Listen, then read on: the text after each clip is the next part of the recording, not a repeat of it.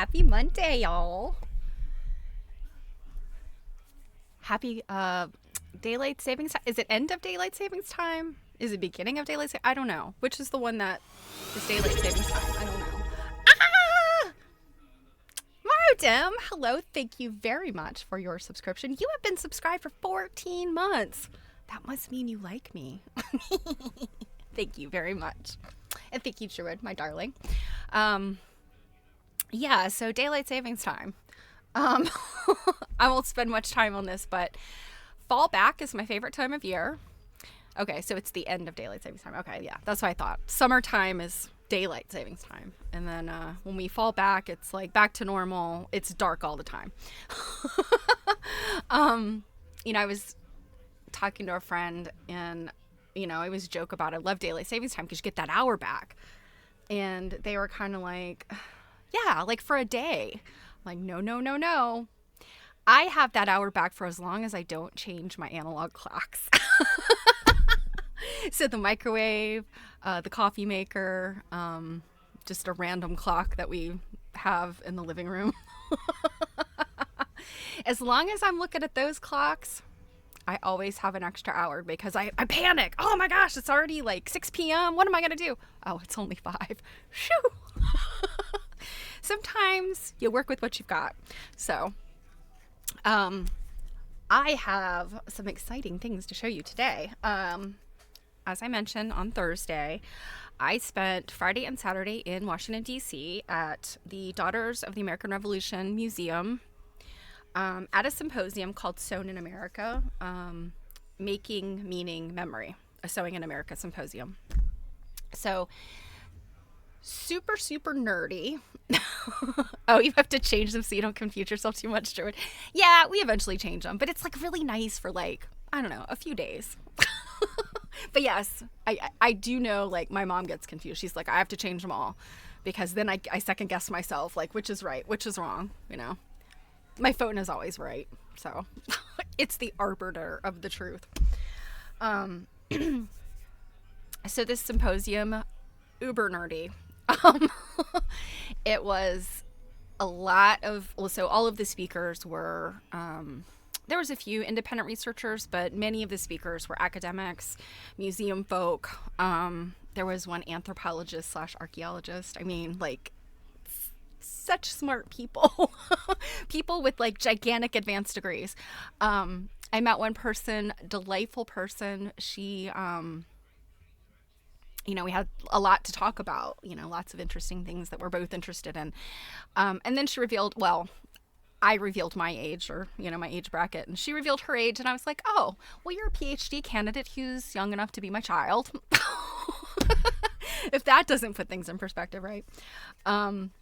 But yeah, it was such an interesting thing. And so I took some pictures, mostly, there's a few like pictures of my about my my trip there, which it's kind of funny. I'll tell you a little bit about it. I won't bore you with all the details, but of course I can never ride a train without something happening. But it's mostly pictures of the exhibit, which is called Sewn in America. This is the exhibit catalog, and I've actually had this since the spring, like late spring, probably like May, when it was around the time it was first available, like whenever this exhibit went live. It may have been April, actually, I can't remember.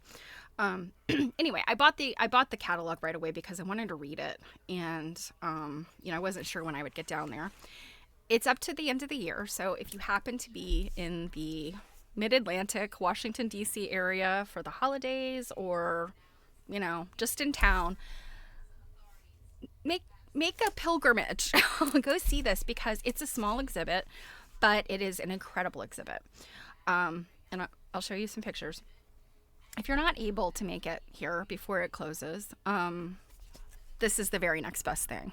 I will admit, it's a $35 book, but it is jam-packed with gorgeous pictures and lots of exposition around each of the objects that were in this exhibit. Just the coolest stuff. And then, so much of what the speakers were talking about, related back to the items. Now, I don't think that their lecture proposals necessarily were, I don't think like one of the rules was like they had to relate directly to items in the exhibit, but they kind of did. They kind of kept with these themes. And so the first day the themes were identity and making, and then the second day the themes were meaning and memory. So I think their proposals kind of related to those topics. And then, again, all of their research and stuff, it was very cool. So in the morning on November 1st, we heard from Dr. Jonathan Square, and he is a very cool gentleman. He is the assistant professor of Black visual culture at Parsons School of Design, and he's taught at Harvard, and he's done lectures at MoMA. I mean, he's very accomplished gentleman. But his lecture was called "We Black Folks Had to Wear Lowell's, Negro Cloth, Enslaved People, and the Legacy of Lowell Manufacturing." Well, you guys who follow along with me and Jill, you probably have heard her a number of times talk about the New England Quilt Museum is in Lowell, Massachusetts, and there are the mill buildings there are still standing. Some of them have been made into condos. One of them is actually the factory. The mill is still there. It's still in operation. It's a museum now. So he kind of touched on some of those things, and I was really excited. Hey, Jill. Glad you can make it. I hope you're feeling better. Jill's been sick, yeah, you guys. Hopefully she's feeling better, because I can't do tomorrow night by myself, dude. I haven't even done my reading yet. So that was the first one. And then Indigenizing Technology, the Sewing Machine, and Florida Native Seminole Dress, 1880 to 1930. That was by Amanda Thompson. And Amanda is, I gotta remember what everybody's. So she's a PhD candidate, specializing in sewn arts at the Bard Graduate Center. So again, super duper accomplished people. And so what she talked about was the sewing machine coming into Florida, and kind of the tourist trade, the culture of Seminole dress, and how the designs that they created would translate into fabric. And I mean, if you've looked at anything about Native American like patchwork, you probably have seen Seminole piecing and patchwork. It's usually on skirts. Really lovely stuff. Thank you, Jill. Lots of subs today. Thank you, guys. So I had made a bold statement, which I thought at the time, I was like, oh gosh, somebody's going to come around and like tell me I don't know what I'm talking about. But over on Quilt Nerding, Jill and I are reading with our friends and some of you this book, Honor and Comfort, and it is about Native quilting traditions, and we touched on Seminole patchwork just a little bit in one of the chapters. And I had made, again, this bold statement that, like, Seminole patchwork, the Seminoles pioneered the idea of strip piecing. Today we just take it for granted. Modern quilt makers, they have their rotary cutter, they cut strips, they piece them, depending on how they're going to lay out the piecing. They might cut those pieced together strips to make, it's just a time saving, like an efficiency, right? Well, the Seminoles pioneered that, and I said that, and Amanda Thompson, I felt vindicated. She said that. She's like, when they got sewing machines, they really pioneered the technique that we modern quilters use as strip piecing, but they were the ones who did it first, and of course they didn't have rotary cutters, et cetera, et cetera. So I was super excited by that, because I was like, good job, Cake. I don't think it was like a far stretch. I don't think that it was like a super detective work. It was kind of one of those like duh moments, but still I was correct, and I was excited about that.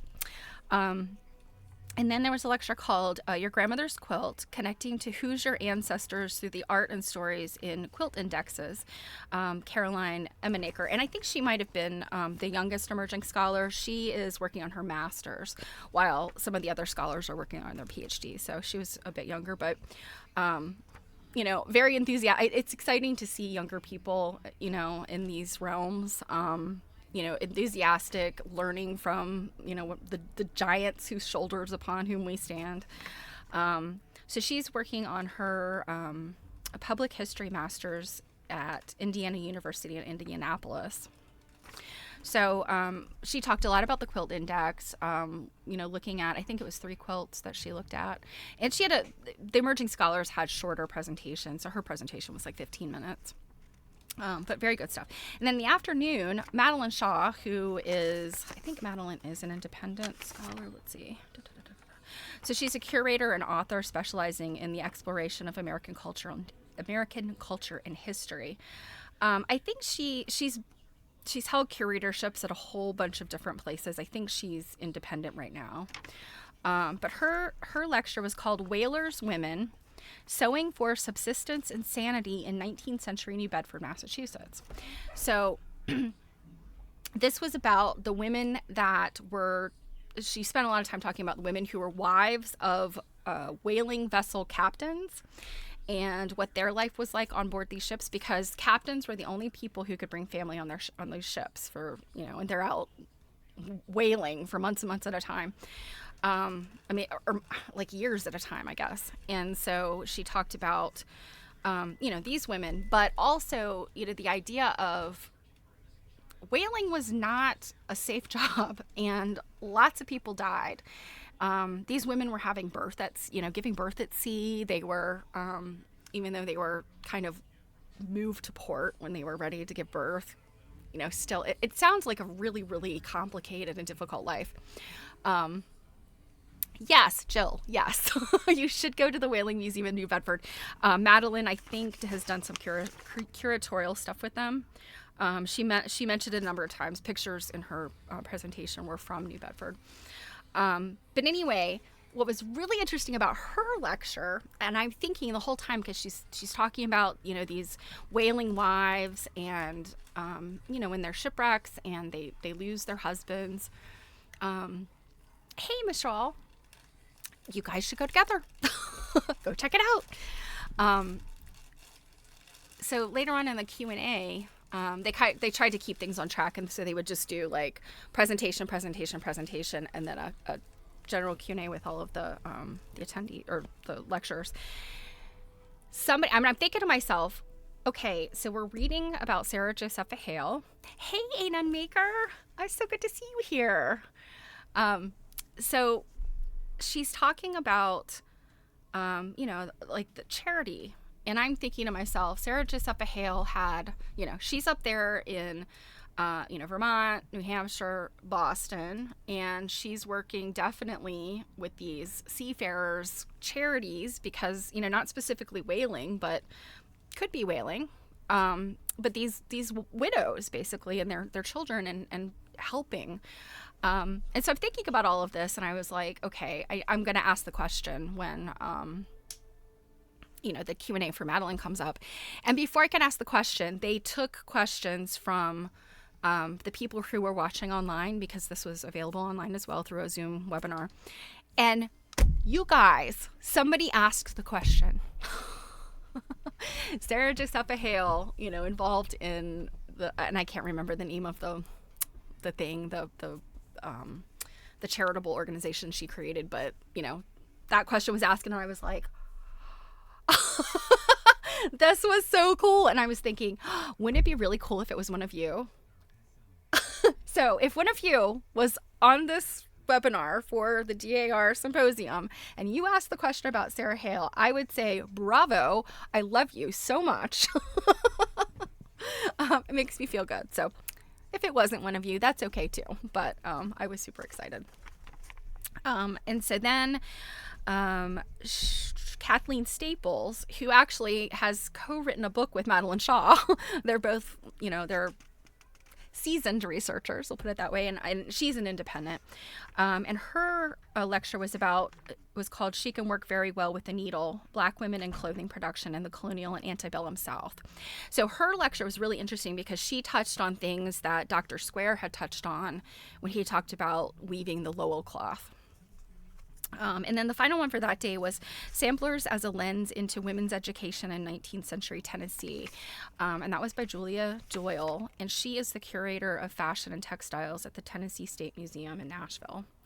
And she's an emerging scholar too, so her presentation was kind of short, but amazing samplers, like stuff I had never seen before. I'm really familiar with the cross-stitch samplers that are like the ABCs, and then maybe like a little Bible thing, and then some child's name, and I stitched this when I was 2.5, like that's what I'm familiar with. But she showed some that were very accomplished pieces of needlework that came from women. In some cases it was people like in their early 20s, maybe 19, 20, and like what we would consider high school or finishing school for these girls.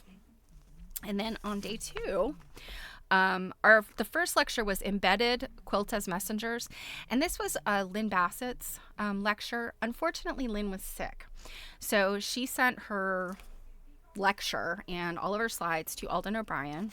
And Alden and Lynn, I think, have worked together for a long time. So, it was... Yay! Let's see. Oh, Marianne!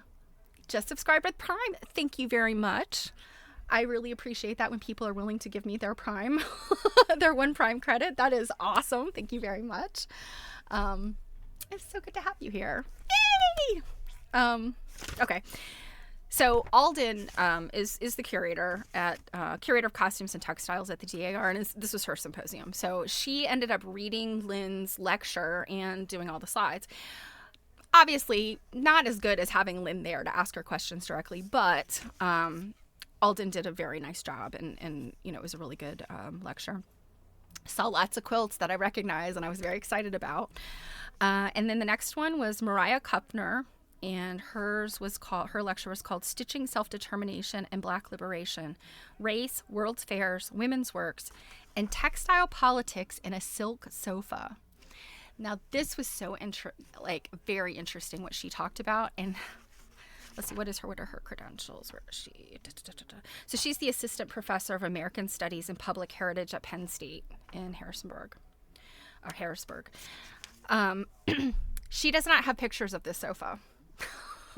And you would think that a presentation where the presenter can't show you a picture of the thing they're talking about might be kind of like snoozy. But it was so interesting. And, she talked about the descriptions of the sofa and how it could have gotten made. It was made by a free Black woman. Just really, really cool. The next one was by Isabella Moritz. She actually had interned at the DAR. And she's currently an MA candidate in Fashion and Textile Studies at FIT, specializing in conservation. So her lecture was called Perennial Pansies, a case study for examining late 19th century alteration practices. So what was really cool there was FIT had gotten, a whole bunch of textiles. The stuff had not been accessioned into the museum system yet. So she had access to this piece. And the problem with this, it was a skirt. And the problem with it is the waistband is missing. So because it had been an altered dress. And so she did a lot of research. She found a very similar dress. She identified the maker, which was a fashion house. And she found a very similar dress, very close by. And so there's this theory that it could have been owned by the same woman. And long story short, she kind of reconstructed the dress and was able to put missing parts back on it, and the waistband, and and it's pictures of it on display. I don't think it's like part of the permanent collection yet, but she took pictures of it on display with all of the restoration she had done. And she was very clear that, all of these pieces that had been added to it to kind of make what was supposed to be the final dress, she'd carefully labeled. So somebody in the future could look at it and see, like, here's the part of the dress that as found. And then here are the pieces that were added. So that was so fascinating about her process. And then the final morning speaker was Ella Jones, who her piece was sewing in miniature fashion dolls in early America. Another fascinating one. I love dolls. And she's a curatorial assistant at the Textile Museum. And so she has her MA, but I don't think she's working on a PhD at this point. So she's just working in museums right now. I say just working in museums like that's nothing. It's a big deal. It's difficult to get like full-time jobs in museums. So she talked about, and most of what she showed, like I'd seen before, but it was really interesting from her perspective. And, these are the fashion dolls that were, carved wood, and then they kind of moved on to these like China bisque-headed dolls. But they were not toys. They weren't playthings. They were fashion dolls that were being sent from Europe, mainland Europe, to the US for wealthy women to say, yes, I want the dress that this doll is wearing. And what's really fascinating about these dolls is, like down to their underwear, they wear little corsets. They wear little, stockings. They're a complete outfit. So those are so cool. And then in the afternoon, Anne Price Hardister, who is an anthropologist and archaeologist, she talked about a quilt called the Robinson Crusoe quilt. And her lecture was called Recalling Robinson Crusoe. It's a really interesting chintz quilt that has this really fascinating history. She actually went to the place where the plantation where the quilt was originally from, or the person who made it had lived, is still in the same family after 200 years. And so she went and actually met family members and, talked about, their impressions and thoughts and stories that had come down through their family. Really interesting. Oral history on top of like actual anthropology. It was very neat. Then Jennifer Swope, who Jill might recognize her name. She is, so let's see, what is her? She is the curator of textiles at the Museum of Fine Arts in Boston. And her lecture was called Elizabeth Roberts and Colonial Boston in the late 17th Century. Yep, a transatlantic textile legacy. And so, hers was, again, about, how do textiles end up where they end up. And then finally, Alden did kind of closed out with material and memory. And, again, this was kind of pulling together everything, sort of her remarks about Sewn in America and all of these lectures. So my brain was broken at that point. So it was like a very full 2 days. And then, of course, in there we had coffee and bagels and lunch and chit chat and breaks and all that stuff. So the DAR museum, or the building, is a really big building. It is like a labyrinth inside. The museum itself is one tiny part of this giant building. My mother and my grandmother are both members of the DAR. Of course, my grandmother's deceased, but to be a member, you have to prove your ancestry. You have to be able to pull your line up to a person who was a Revolutionary War person.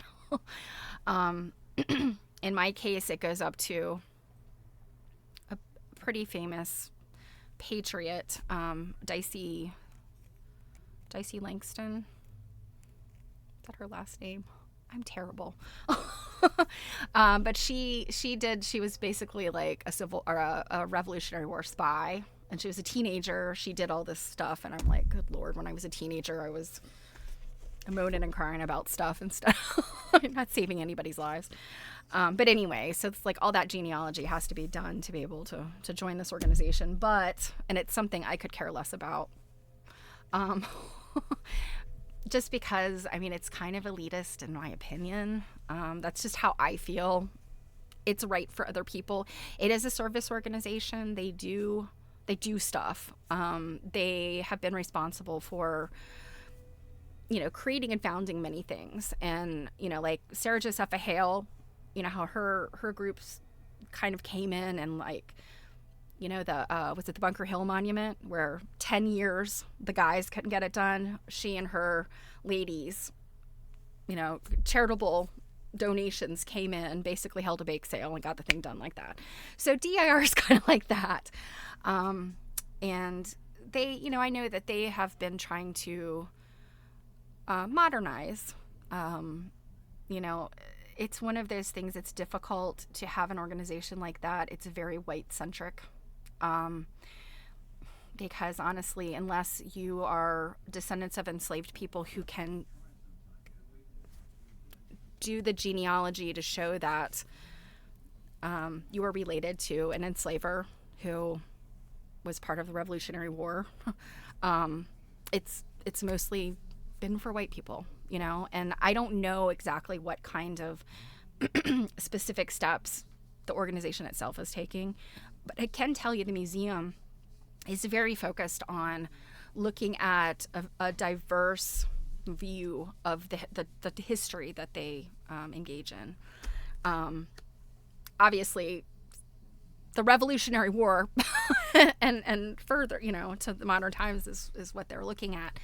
And I mean, as you know, all of that time period is fraught with all kinds of stuff.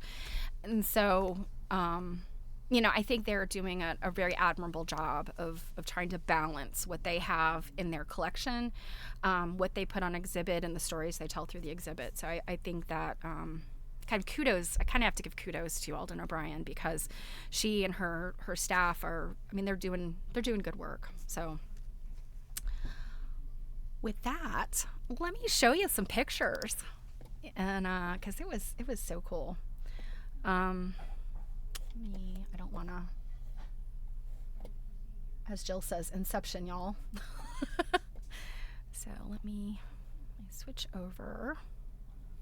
I might have to ditch the, actually, I don't think I'll have to ditch the chat. I think I laid this out. Okay, so Making Meaning Memory, a Sewn in America Symposium. Again, this catalog is the Bible of this this exhibit.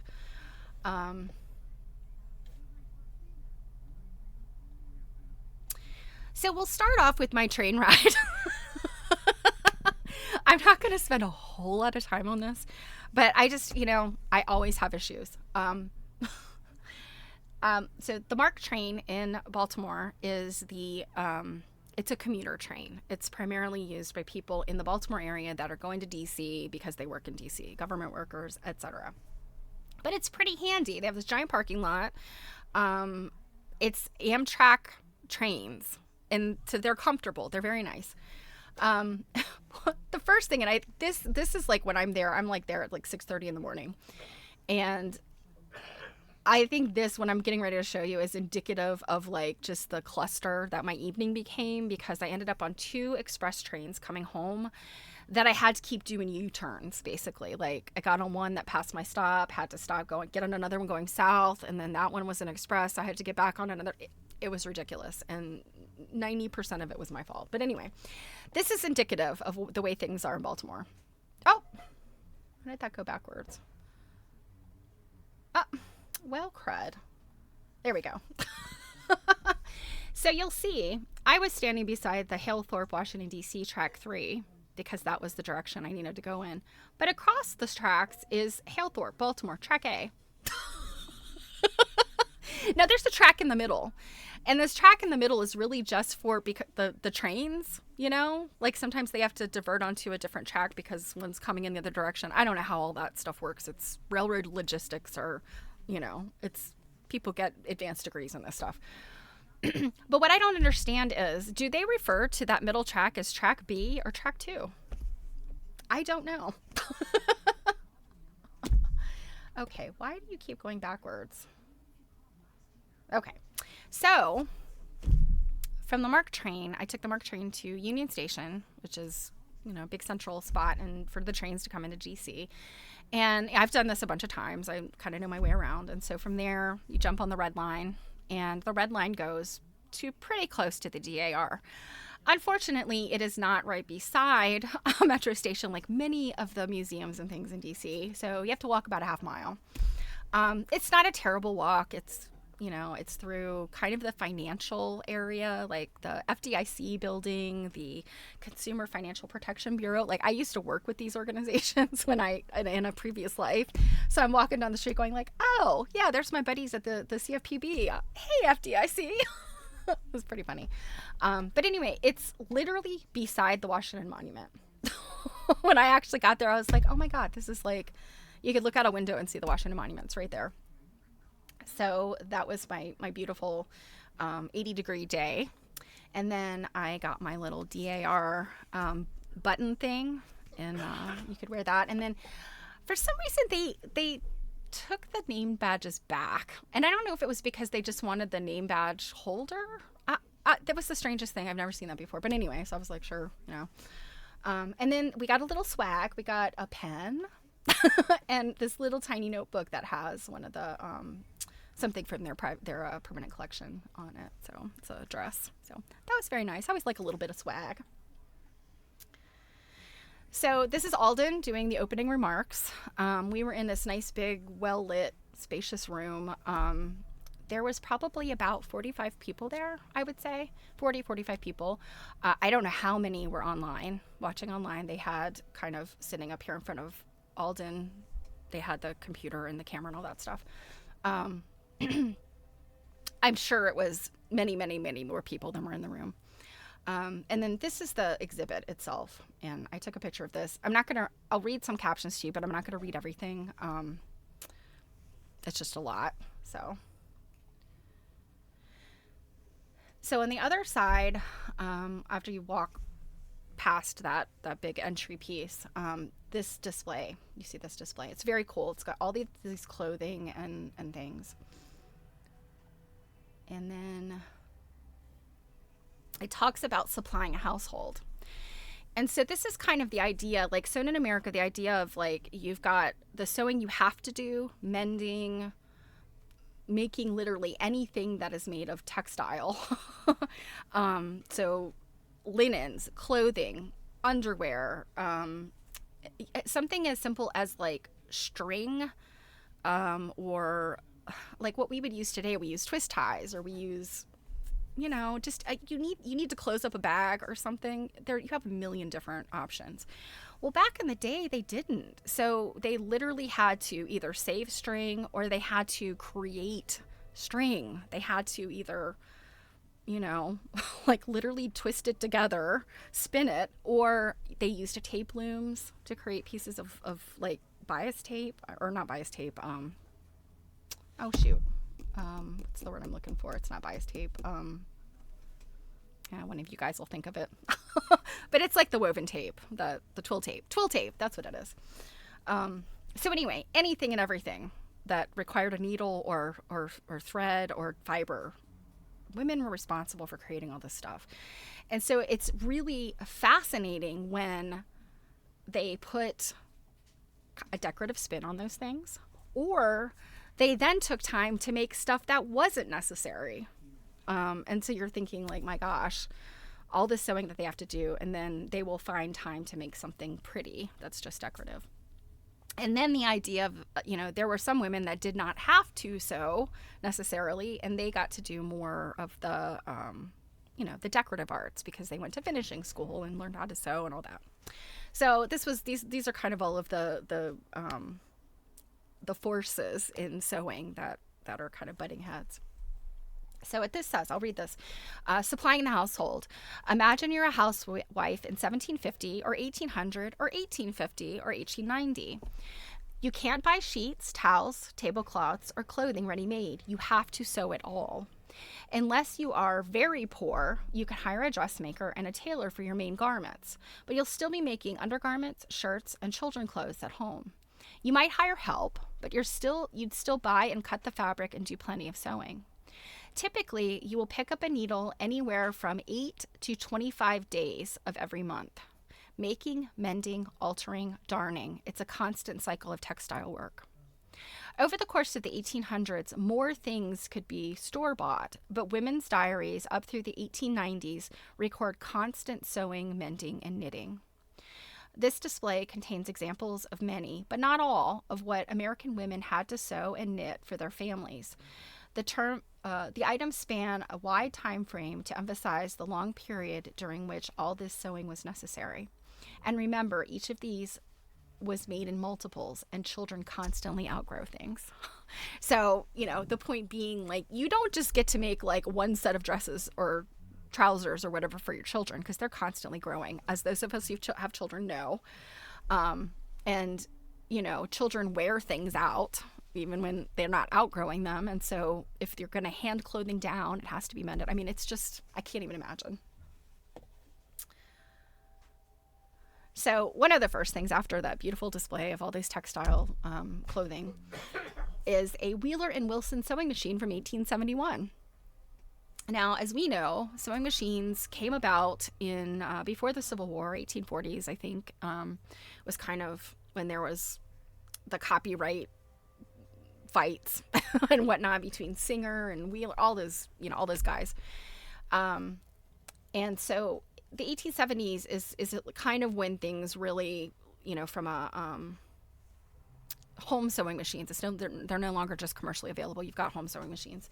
And so the 1870s is a big time for that. As the United States was going through Reconstruction following the Civil War, people are like, yeah, life could be better if I had a sewing machine. So they said the sewing machine sped up home sewing and gradually revolutionized garment making through its use in factories. Hand sewing was still needed for many parts of the process, however, both at home and industrially. Machines did not become widely affordable until the 1870s, when they cost $10, about a week or 2 weeks' wages for many working women. For home use, manufacturers designed cases which would fit with a formal parlor. So you see this beautiful little wooden contraption, basically. Like it folded, like the top kind of folded open, so you'd have little drawers and there's like a little box in there. And then that thing would kind of flip down and just look like a piece of furniture. You will notice that I'm very drawn to all of the clothing and costume. And there was a lot of it in this exhibit because of the nature of the exhibit. So this is a robe à la anglaise, English style gown from the 1780s. And it said professional dressmakers draped fabric directly on the corseted customer, tucking and stitching bodice pleats to achieve a snug custom fit for each individual body.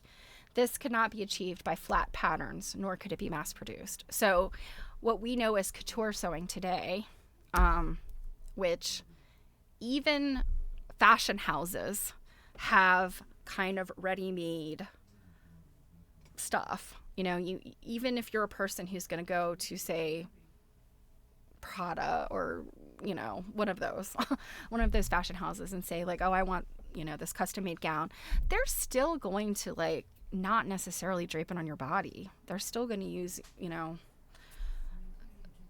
perhaps a mannequin that is specific to your measurements, but super high-end tailoring, they would still drape it on a person's body. We just don't have this much anymore. But this is an example, and this fabric was so beautiful. And I mean, what a simple dress.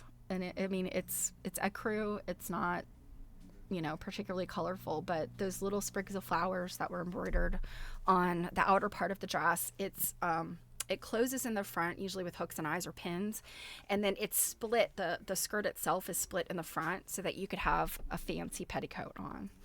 This one doesn't, but there were several fragments of very heavily quilted petticoats. I did not take a picture, but suffice to say, ladies, they would go crazy with what is essentially underwear.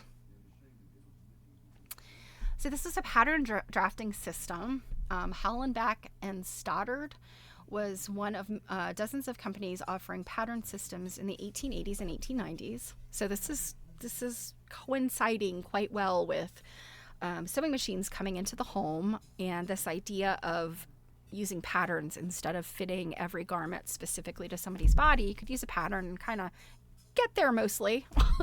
Have to maybe do some alteration, but get there mostly. So it says, using the curved piece to connect dots aligned with her measurements on several rows of holes, a home seamstress could create a fitted bodice shape similar to the fit a dressmaker could provide. Such drafting systems could be confusing to use and had to be updated as fashions changed. So, yeah, this stuff is not for the lighthearted, not for the faint of heart. You kind of have to know what you're doing with these systems. All the way up into the 60s, and I mean, I think even today, like, these systems exist. I know my grandmother, it was before I was born, but my grandmother took a course in one of these systems specific to the 1960s, 1970s. And a lot of times, like, things weren't written on them. They're just dots and stuff. You're supposed to know what you're doing. There's also a thing that goes along with this that I didn't take a picture of, but it's in the catalog. It's like a brass thing. It's like all these just flat pieces of brass, but it is shaped like a piece of a bodice, and you could kind of like move this thing a little bit so that the pieces of the bodice would shift as you needed them to. It was a very bizarre thing, and I don't know if it really worked or not, but it was interesting to look at. So this talked about men's trades. Necessary needlework, men's trades, and this showed this frock coat, which was period accurate. Like, this is not a reproduction. This is an old coat. And then this right here is showing the construction steps, some of the construction pieces, and that's a reproduction. So what this says is few adult men sewed regularly. When they did, it was usually as part of a skilled trade. So your tailors, your suit makers, whereas a dressmaker or a mantua maker was a woman, and that's like kind of a lesser thing. A seamstress is lesser than a tailor. These businesses often hired women as seamstresses. Some were even owned by women, but they were predominantly male.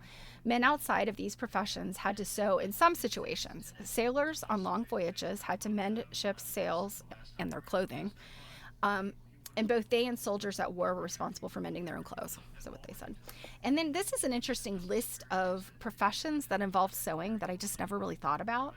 So bookbinding, carriage making, glove making, leather working, such as saddles, harnesses, and wallets, sail making, shoe making, stay making, which are stays or like corsetry, surgery. Yeah, somebody needs stitches. Somebody's got to sew them off, right? Tailoring, undertaking. So sometimes you got to sew a body up. And then upholstery. And then this talks about the Fragment Society. One of the earliest sewing societies in America was, yes, bookbinding is very fascinating. It's a fascinating art all into itself.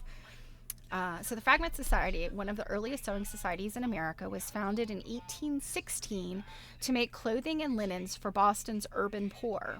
It continues today, mostly purchasing children's clothing and infants' layettes, but each layette includes a handmade garment to continue their 200-year-old tradition.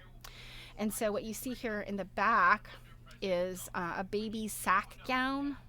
So, it's just a long thing that you put a baby in. And I mean, we still use things like that for small babies, young babies. And then this infant's knitted sweater is a modern example from the Fragment Society. So they say 2003.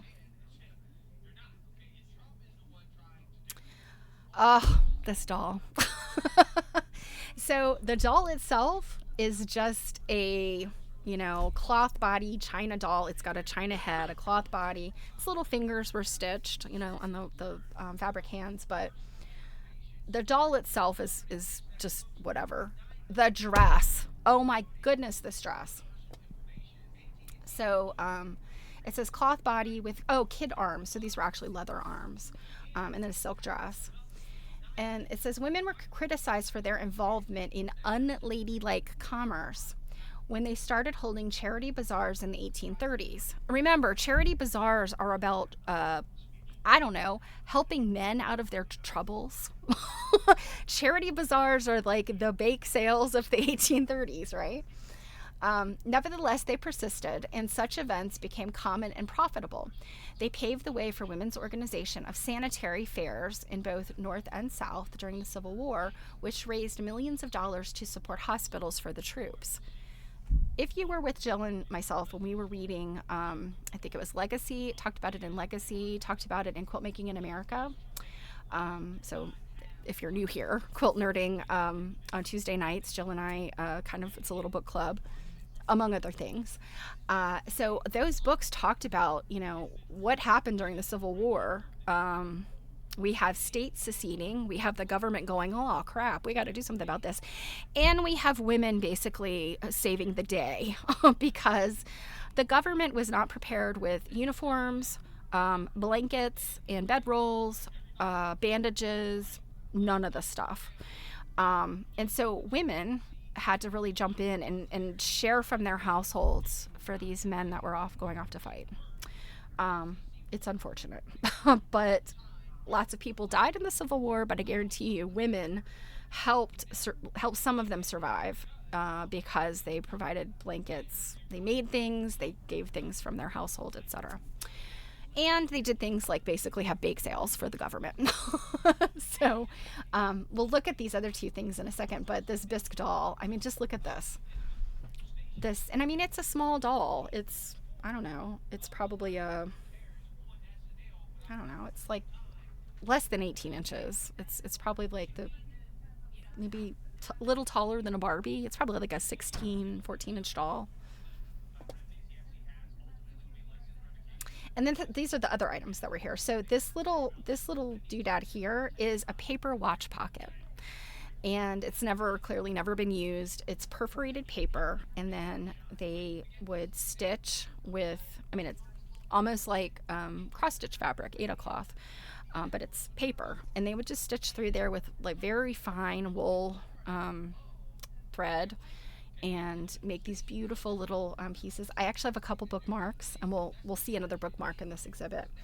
But they were a very popular item, and they sold these things at these church bazaars. This little thing here, at first I thought it was a pin cushion, but it is a pen wiper. So, if you're using a dip pen or I'm not sure when fountain pens became a thing, but any kind of pen where you dip or you have to suck the ink up into it, it can be drippy, right? So you would use these little felt things to wipe the tip of your pen so you don't get drippy ink everywhere. And it looks like this is it's a little pig or something, and it looks like whoever used it like primarily wiped their pen around this bottom part. And I don't know, it might even have been like where it opened up to allow you to wipe your pen between those layers, but very cute. And I mean, it's the kind of thing like you think about going to a little craft show and you're like, that's a useful thing, but look at it, it's a little, like a little doggy on a carpet or a little animal. It's very cute. So hey, Ivy, it's good to see you. So yeah, that was what this was, and I was like, oh my gosh, how cute. Now this back here is a bag, and I think this is a pin keep. So it's a little round thing that you'd stick pins around the edge of it. And it features images that were prolific with abolitionists. And it's essentially this one right here, and I apologize I didn't get a very close-up picture of it, but you may have seen this in other museums or in other exhibitions. But it is an enslaved woman crouching, like kneeling, and her hands are shackled. And it's basically like saying, I am a human being just like you. I've been torn from my children. And the abolitionists use this imagery to like make the point, like, these are people, and you're doing awful things. And, I need to say no more because it's an awful thing. I don't know if so it says abolitionist pin holder and purse or work bag. So it says sentimental and often condescending imagery and poems meant to garner sympathy for the enslaved were often used on items sold at abolitionist fairs. So this is another type of, bazaar, fair, fundraiser type of thing. These items predate such fairs, but are early examples of what English abolitionists donated to American fairs in the 1830s to assist women in the American abolitionist movement. So I guess these items were from England and were sent here for, the abolitionist women that were, doing their work. So this is an account book page, tailor shears, and a photo of portrait miniatures. And mostly I took the picture of because of the scissors. I'm assuming these are either tailor shears. Yeah, I guess they're tailor shears. But I mean, look how gnarly those things are. They're pretty big. It's a picture of some corset or stays. This is one that would be two pieces. And you can see that the way they displayed them, so you can see the inside and, how the pieces would come together. I thought that was really cool. And then you have leather gloves, shoes, shoes would have been 1840 to 1860, little flat shoes. These are, when you see those little flat shoes, like little ankle booties, very indicative of like just pre-Civil War. So we saw that little watch pocket, that little perforated watch pocket perforated paper. This is a bookmark, and same concept. And I'll show these to you another time, but I actually have some of these. Certainly not in the lovely condition that the ones the museum had are. And then, okay, it must be, I have another thing from that case that's cool. We'll see it in a minute. This is an infant cap and a linen shirt. And it says baby layettes were among the first garments available for purchase. Still many, perhaps most, expectant mothers made their own baby linens in anticipation of childbirth. And you imagine there's probably a lot of women made, up through the 20th century, women made things for their babies. I think even when it was simple to just go to a department store or some type of store, I know even family members that's what they did during their pregnancy was knit and sew little things for babies. It's really probably only in our collective lifetimes that, people would go buy all the onesies, and all the cute little outfits from Baby Gap and stuff. Now these are absolutely stunning. This is a pair of suspenders, silk embroidery on linen, silk backing, leather with metal springs. And it says patterns for suspenders, slippers, and smoking caps, among other accessories for men, filled ladies' magazines as suggested gifts for fathers, husbands, and brothers, being intimate but not improperly so. So you're not going to give, the man in your life some underwear. It's going to be like these lovely stitched items. The use of romantic roses here suggests a gift for a fiance or a husband. But these are just absolutely beautiful and clearly never used because they're in such pristine condition. And also back here is like a wallet, a men's wallet that has just that intricate needlepoint stitching on it. A lot of times these things will have what's called a flame stitch. So it's like just kind of a back and forth alternating stitch. It looks like kind of jagged lines, but it will be in a rainbow of colors and so beautiful. So yeah, these are the kind of things that women that did not necessarily have to do all the sewing for their family, they could do these things. If they were able to hire people to do that sewing for them, or they had enslaved people to do that sewing for them, and they could spend time doing these pretty items. So some of the more modern things in the exhibit. This is a quilt by Hungarian quilter Mary Gasparic, and she came to the U.S. as a child, I believe. Let's see.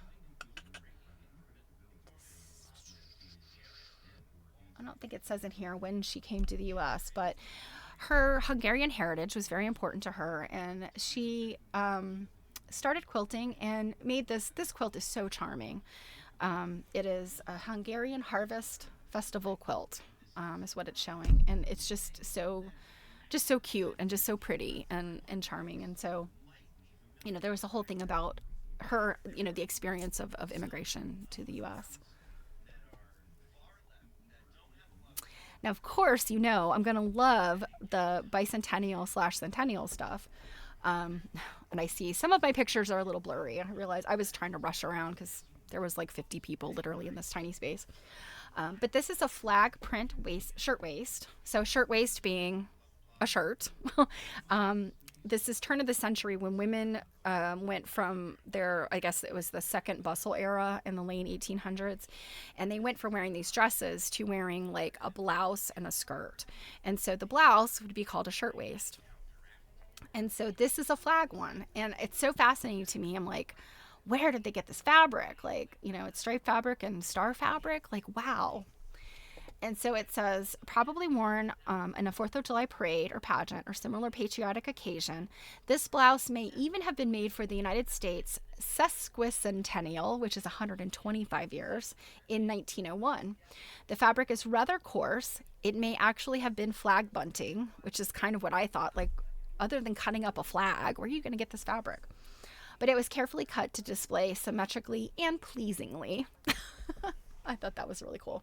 But what a cool looking top, like I would wear something like that today. And along the same little display is a child's centennial dress, 1876. And it says, printed cottons celebrating our centennial poured out of American textile factories. And oh boy, did they. This dress's print says, to Philadelphia, suggesting its owner was one of the nearly 9 billion Americans, almost 1/5 of U.S. residents on the 1880 census, who attended the Centennial Exposition in Philadelphia. Is that not amazing?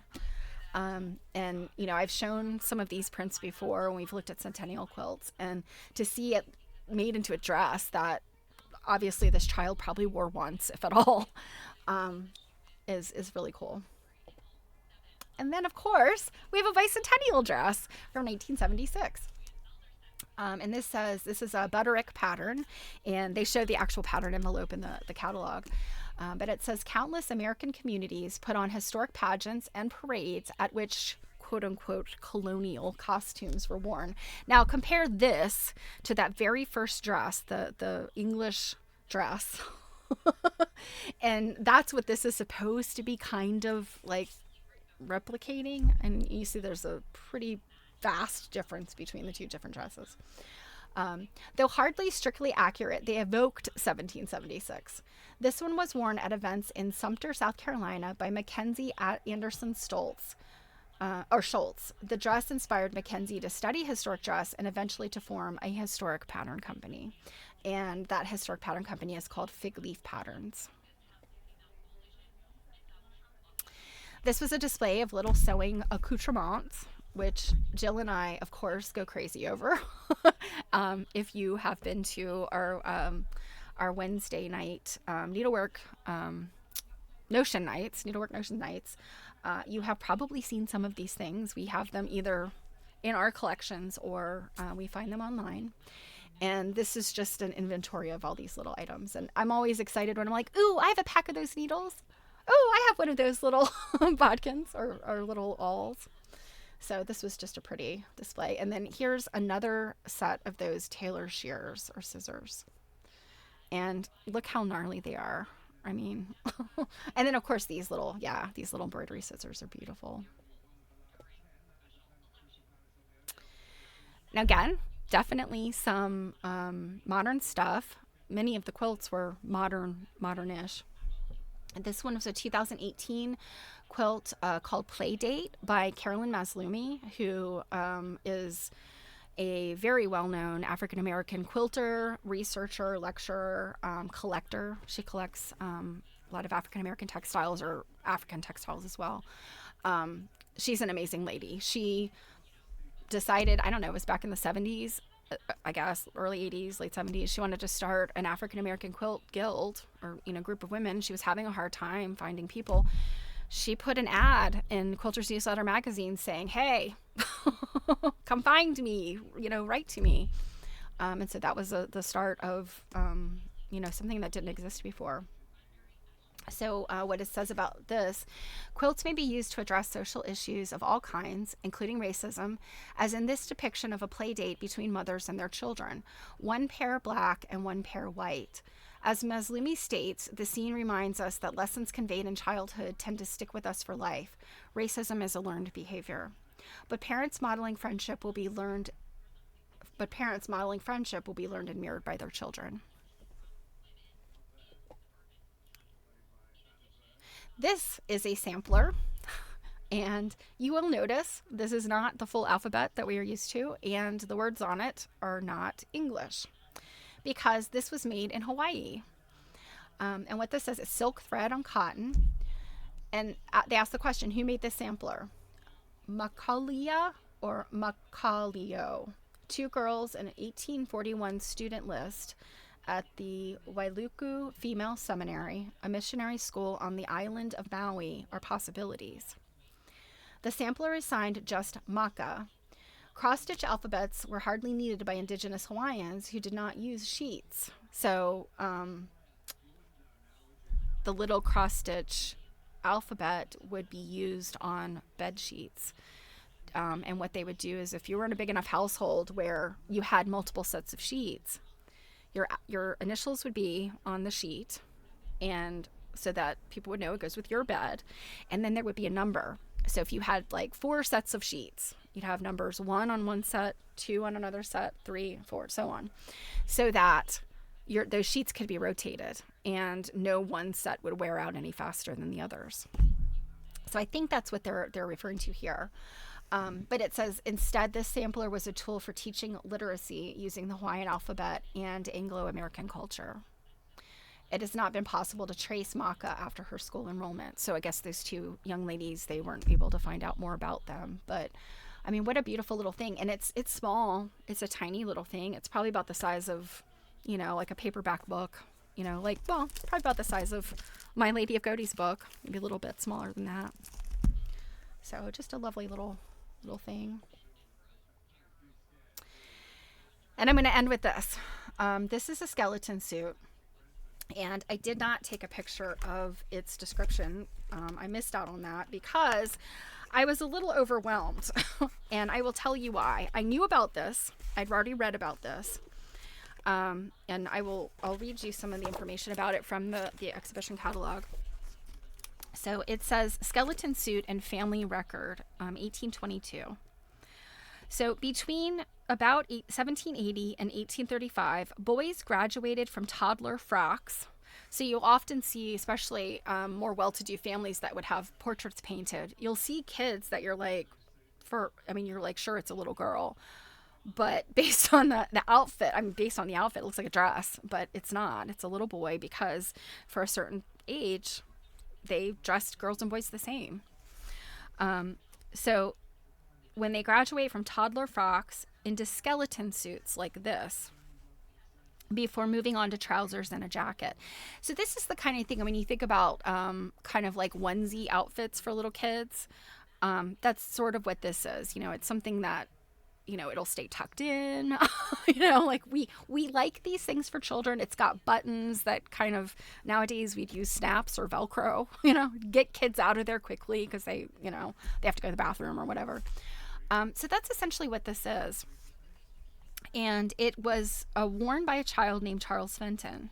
So it says, some were 2 pieces buttoned at the waist. Others, like this one, worn by Charles Fenton in his miniature portrait. And there's a portrait of him. And I realize you probably can't see this very well, but that's a portrait of Charles. So they were high-waisted trousers with jackets worn over a shirt, and which could be unbuttoned. And so it's got this, like, there are buttons back here where it can be unbuttoned.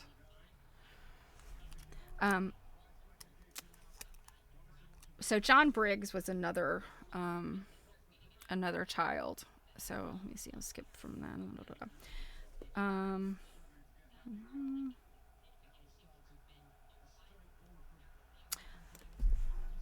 You know what? I think I'm wrong about this. I think...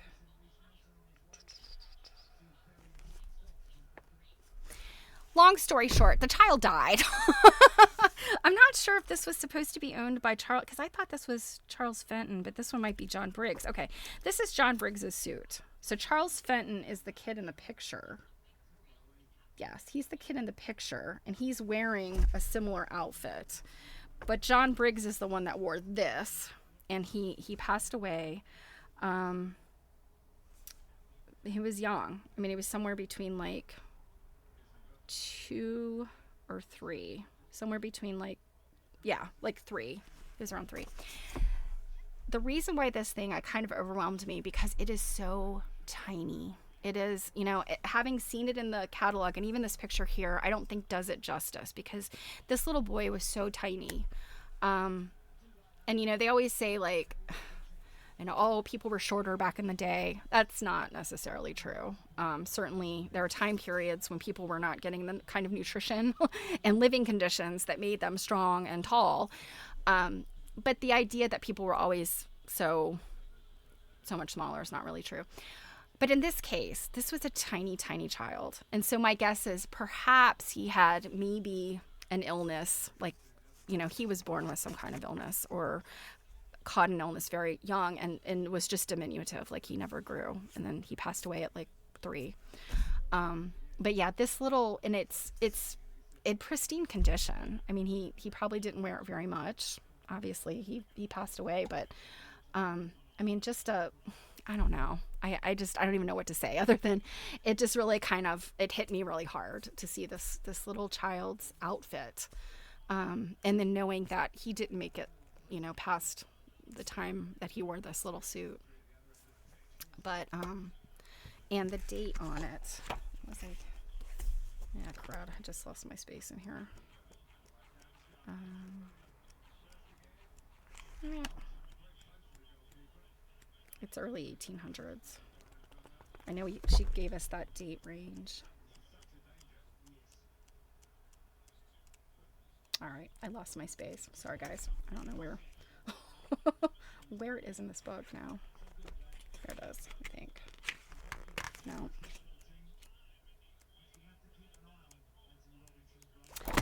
It's early 1800s. Let's leave it at that. And I might have tucked one more in here. No, that was it. There were a couple of other pictures I took, but I didn't put them in this presentation. So wow. The pictures I took, I mean, yeah, it's sometimes difficult to take pictures in galleries because the lighting is such to protect the items on display. But I mean, it was just so many amazing things, so many beautiful things. Just things that you're surprised to see, things you expect to see, the quilts and the samplers and things. I'm kind of like, oh yeah, I expect to see those things. But oh my gosh, one made by children or girls in a, Hawaiian seminary school. I didn't expect that.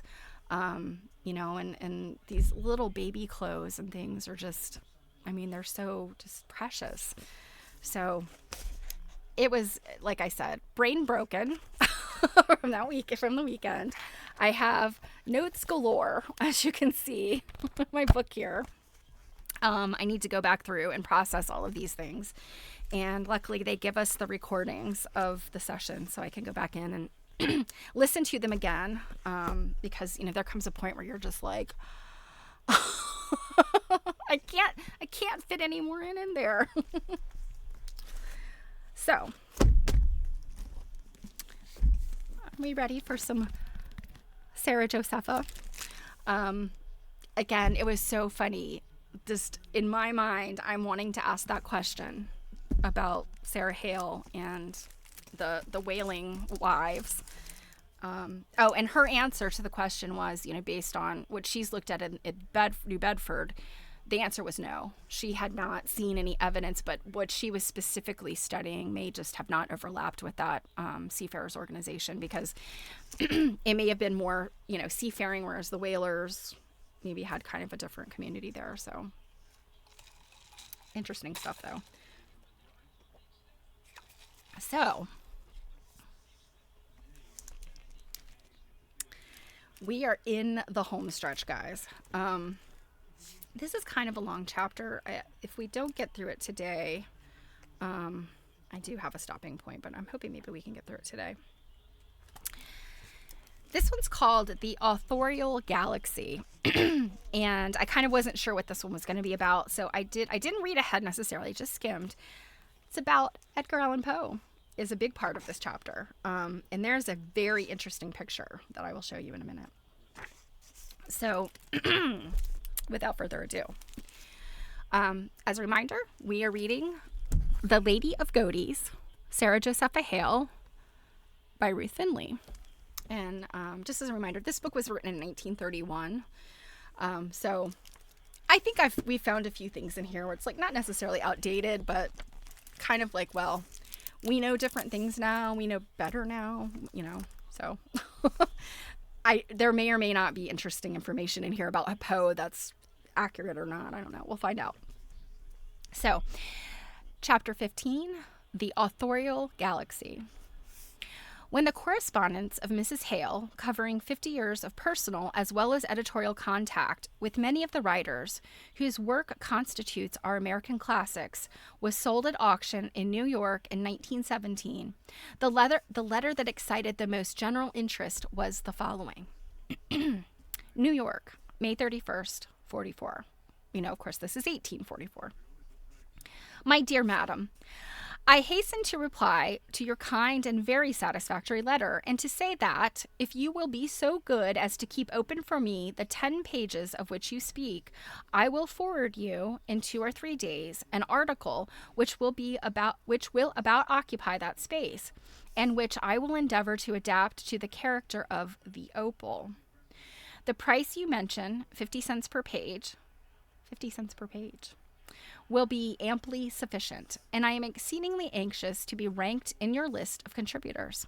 Should you see Mr. Godey very soon, will you oblige me by saying I will write him in a few days and forward him a package?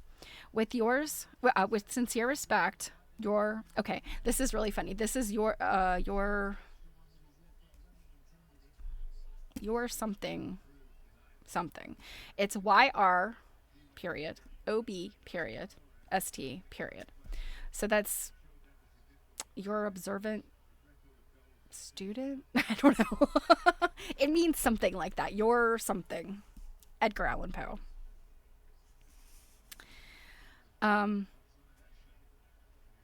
The wide comment occasioned by this letter at the time it was offered for sale concerned the low price paid Poe for his work. Obedient! Thank you, Kate. Your obedient servant? I guess ST might be servant. I don't know. I know sometimes they signed it your obedient servant. Yeah, that's my guess is what it means. So a low price paid to Poe for his work. I don't know, 50 cents. I don't know. I always have a hard time with like the conversions. I know sometimes you'll hear a conversion and you'll be like, oh yeah, that sounds about right. But then other ones like, I don't know. So it was low, but not so as it seems, for the pages of The Opal, one of the most popular of annuals, were not only of small size, measuring less than those of the ordinary modern novel, but were set off by wide margins and printed in large type. It took very few words to fill a page. Furthermore, the $5 he was paid for a chapter of suggestions, his contribution to The Opal for 1845, would keep him and his wife in funds for a week, at least in writing. Muddy, his aunt and mother-in-law, Mrs. Clem, immediately after his arrival in New York, he told her that, still having $4.50 of the 11 which he had left Philadelphia, he would try to borrow 3 more the next day, and so have a fortnight to go upon. The purchasing power of money in 1844 was several times that of 1931. Inflation. Inflation, Ruth. It's still happening.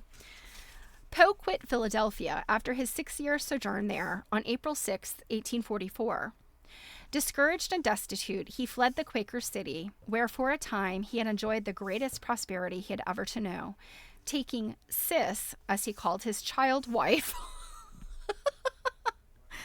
with him, and leaving Mrs. Clem behind to sell the family's few household effects, which, it was hoped, would bring enough money for her and Katrina, or I guess it's Katerina, the famous Poe cat, to follow.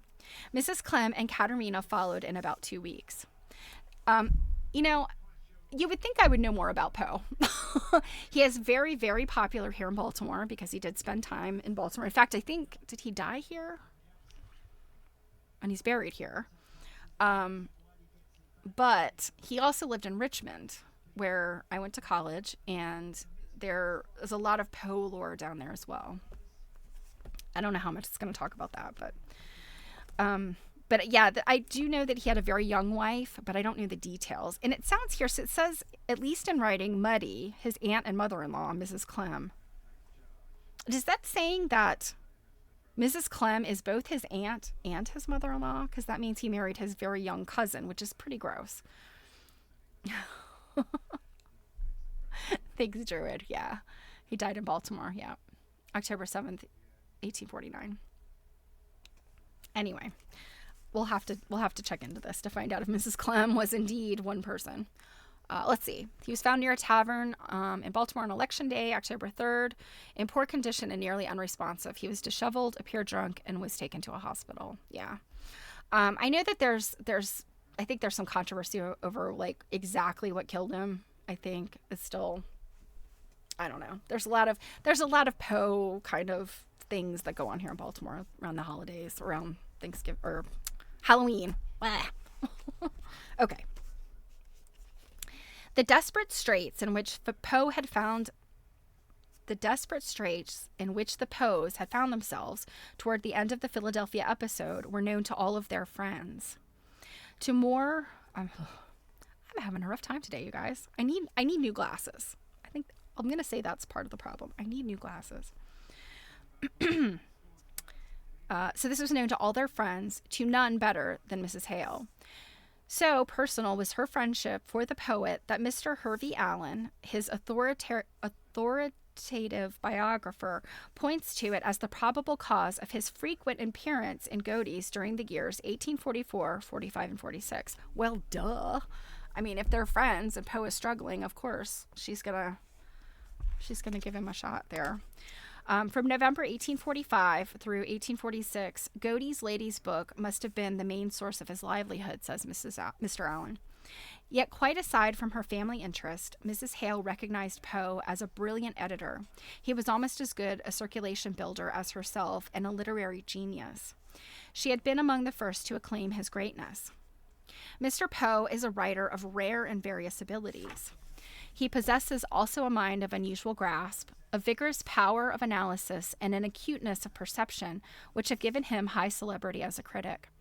These same faculties, aided by an unusually active imagination and directed by familiar study of metaphysical writings, have led him to produce some of the most vivid scenes in English literature. The volumes now published contain favorable specimens of Mr. Poe's powers and cannot fail to impress all who read them with the conviction of his genius. Before I keep reading, let's take a look. This is a little-known portrait of Poe, painted for Graham's magazine when Poe was its editor. It does not give a date. I would not recognize this as Edgar Allan Poe. Here's the picture. You can see he does not have his trademark mustache, and his hair appears to be kind of sort of swept back some. Usually he kind of has like this very heavy dark hair around his face. So obviously this is an earlier picture. Oh my gosh, his 13-year-old cousin Virginia Clem. That's disgusting.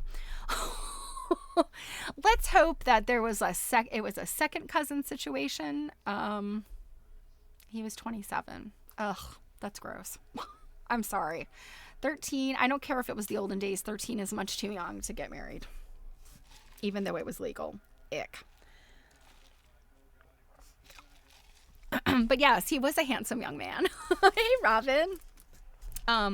Yeah, this has got to be when he was fairly young. Well, it says when he was editor of Graham's magazine, so I guess we can look that up to find out when this picture was.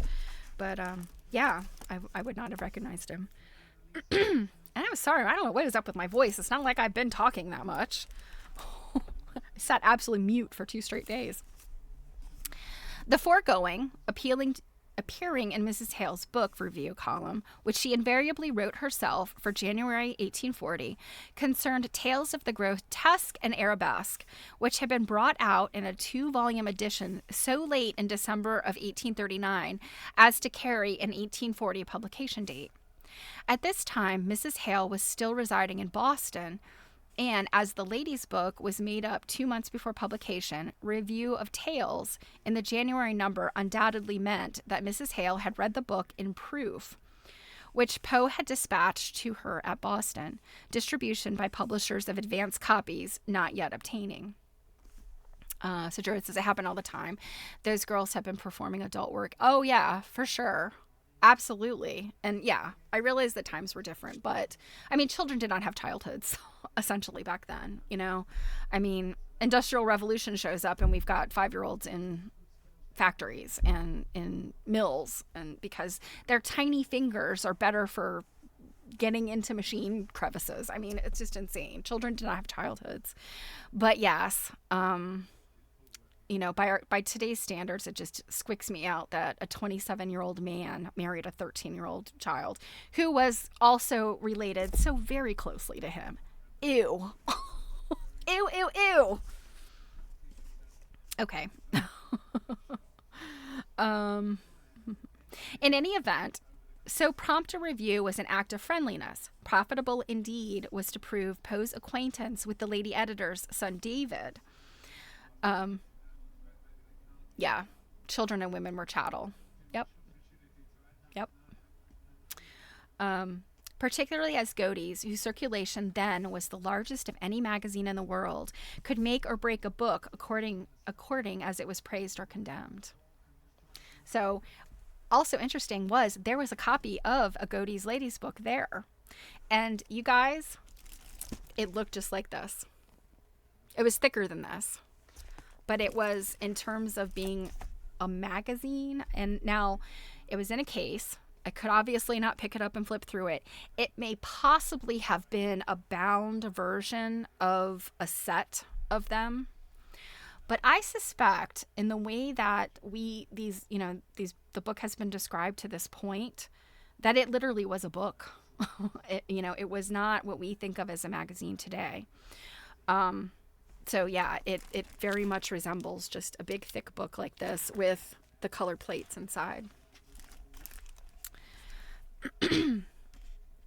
Mrs. Hale's praise of Tales of the Grotesque and Arabesque came at a time when Poe was suffering one of his periodic mental depressions.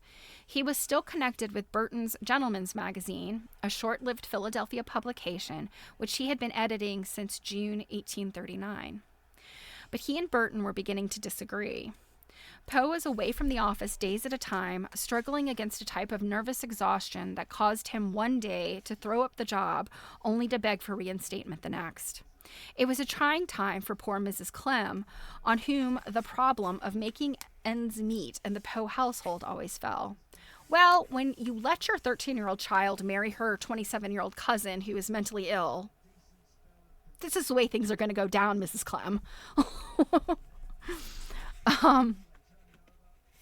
And as unusual, friends were called on to supply both material and spiritual aid. So that's interesting. So Poe was not well, and I mean at a time when, maybe people would not jump in. What is going on with my computer? Okay. I hope that didn't mean that I got cut off.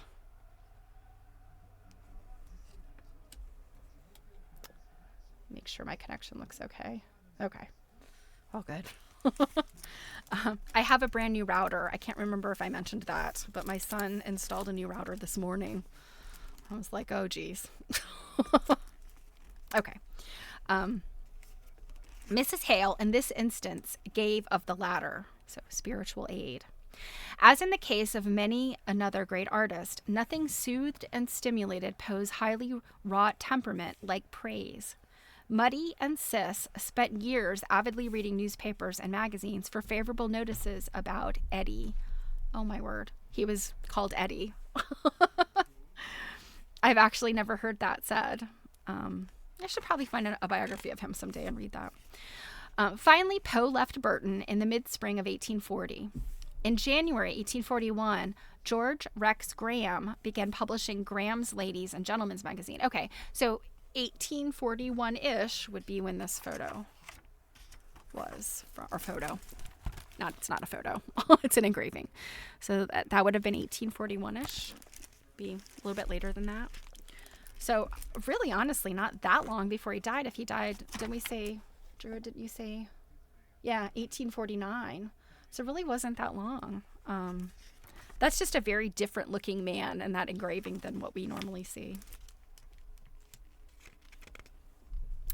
So George Rex Graham began publishing Graham's Ladies and Gentlemen's Magazine, and the following month, Poe was made editor, a post he retained until April 1842, long enough to put Graham's on its feet. So that engraving was between 1841 and 1842.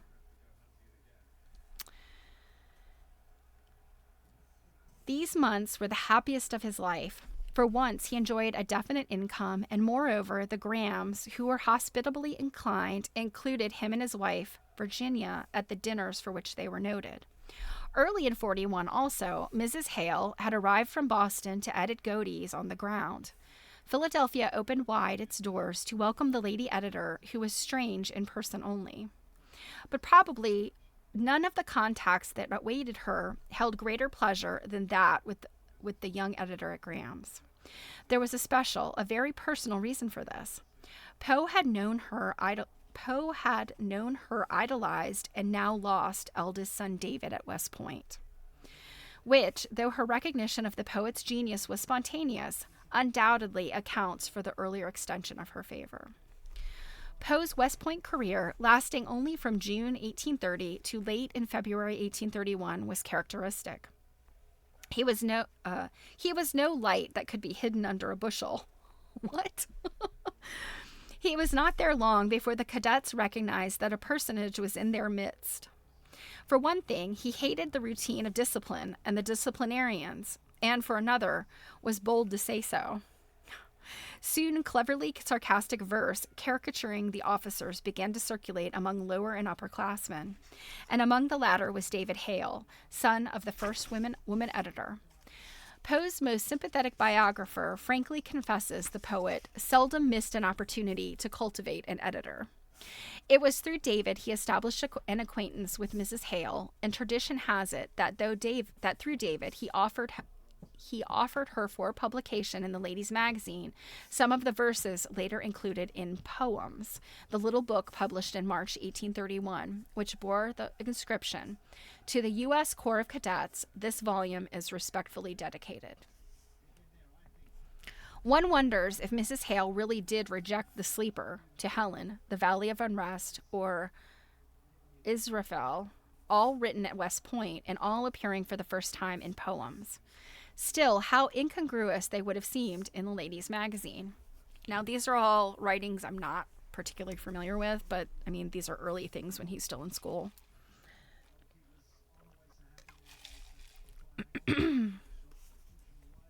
On February 10th, 1831, David Hale wrote his mother, "I have communicated what you wrote to Mr. Poe, of whom perhaps you would like to know something.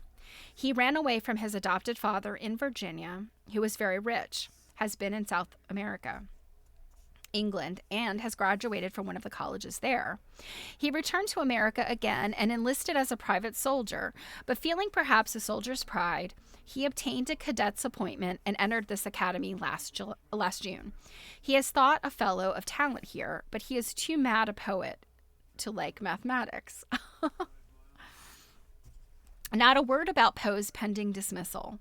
Doubtless, David Hale, like his mother, had an understanding heart. 9 days later, the too mad a poet to like mathematics left West Point forever. He went in what might be called only technical disgrace, for a strange thing had happened that softened his juvenile offenses, premeditated as they were, against the military routine he had resolved to escape. Having been unable to get his poems published, he had shown them to his commander, Colonel Thayer, who permitted himself to be prevailed upon to allow the cadets to subscribe 75 cents each to be taken out of their pay toward publication. Poe must have been well liked for the boys to have rallied to the support of so ingenious a plan. That David Hale was exceedingly popular with both officers and men is known, and it is said, though here traditionally, that David used all his influence in behalf of the publication scheme, obtaining subscriptions from many of the members of his class. Thus, the lady editor's friendship for Poe was of human origin. In the April Godey's for 1844, she published his A Tale of the Ragged Mountains. In September, The Oblong Box, and in November, Thou Art the Man. Poe had first offered the oblong box to N.P. Willis, then editing the New York Mirror. Willis rejected it, but suggested it be sent to a Mr. Riker, publisher of the Opal, the very annual Mrs. Hale was compiling. So abundant were her energies that she undertook many tasks of this kind, even when busiest with Godey's. And not only was she busy with Godey's, she was doing like all the other things, right? Women's education, Thanksgiving, kindergarten. Good Lord, this woman makes all of us look bad, doesn't she? But evidently Poe did not yet know she was in charge of the Opal, or perhaps he had qualms about the story's suitability for so elegant a parlor table decoration. For just 2 days before he hastened to reply to her offer of 50 cents a page for a 10-page story for the gift book in question, he wrote her a restrained but pathetic letter asking her to take the oblong box, not for the Opal, but for Godey's. The latter is dated, this letter is dated from New York, May 29th, 1844, and after explaining Willis's rejection, reads the following. I have thought it best to write you this letter and to ask you if you would accept an article from me, whether you would wish to see the one in question, or whether you could be so kind as to take it unseen upon Mr. Willis's testimony in its favor. It cannot be improper to state that I make this latter request to save time, because I am, as usual, exceedingly in need of a little money. The manuscript of Thou Art the Man is in the possession of the New York Public Library and is one of the most interesting of Poe relics. It reminds one of a giant ticker tape, for though it is written on 39 strips of paper 4 inches wide, these the author pasted together to make a combined length of approximately 40 feet. That's crazy. That's like Jack Kerouac did something like that too. On a roll of paper. He fed his into a typewriter, but it doesn't say whether this was handwritten. My guess is it was, but technically known as a roll manuscript, it is now preserved in a red leather case, specially made after the fashion of a soft traveling roll and fitted even with a snap clasp. And he who would gaze upon that roll's contents, only the curator handles the manuscript, must permit himself to be locked behind a grating in a fireproof vault, must sign a register, and show general and specific understanding that what is about to happen is a privilege. It is a privilege. The paper was cheap to begin with, and time is making it very fragile. This is 1931. So this is almost 100 years ago that she's talking about how fragile this is. But on its margins are a few, now faint, penciled printing orders that make Sarah Hale as well as Edgar Poe seem very real and near. In February 1845, Godey's published the 1002nd Tale of Scheherazade. In August, Marginal Notes No. 1. In September, Marginal Notes No. 2. In November, Big Abel and Little Manhattan, a review of a popular book. In December, literary criticism started, giving place in May 1846 to the famous New York Literati series, which ran to and including October. The next month, November, The Cask of Amontillado, which, of course, I had to read in high school, appeared, after which silence, save for a critique 12 months later of the work of Nathaniel Hawthorne, until 1849, the year Poe died. So Michelle says, one of my college friends turned in a list of words in a Mobius strip for creative writing exercise. He got an A. Oh, that's awesome. I love the concept of a Mobius strip. If you guys haven't seen, so you can appreciate the ticker tape. Yeah. I did something similar, a Mobius strip with the piece I made for my my Artist James Scholars project. So I love a Mobius strip. Hey, Kenny, it's good to see you. So the difficulties into which the literati of New York City, some honest opinions at random respecting their authorial... all right, let me start this one over again. The difficulties into which the literati of New York City, some honest opinions at random representing their authorial merits with occasional words of personality. That is actually the title of a piece. So that got its writer is an old and well-known story. Not so familiar is the part Godey's was called upon to act out. On the calm of the Ladies' Book office, there descended a storm of protest, accompanied by demands that the series be discontinued and, what was even more pertinent, threats that many subscriptions were about to be withdrawn. Now, of course, we know what kind of stuff Poe wrote.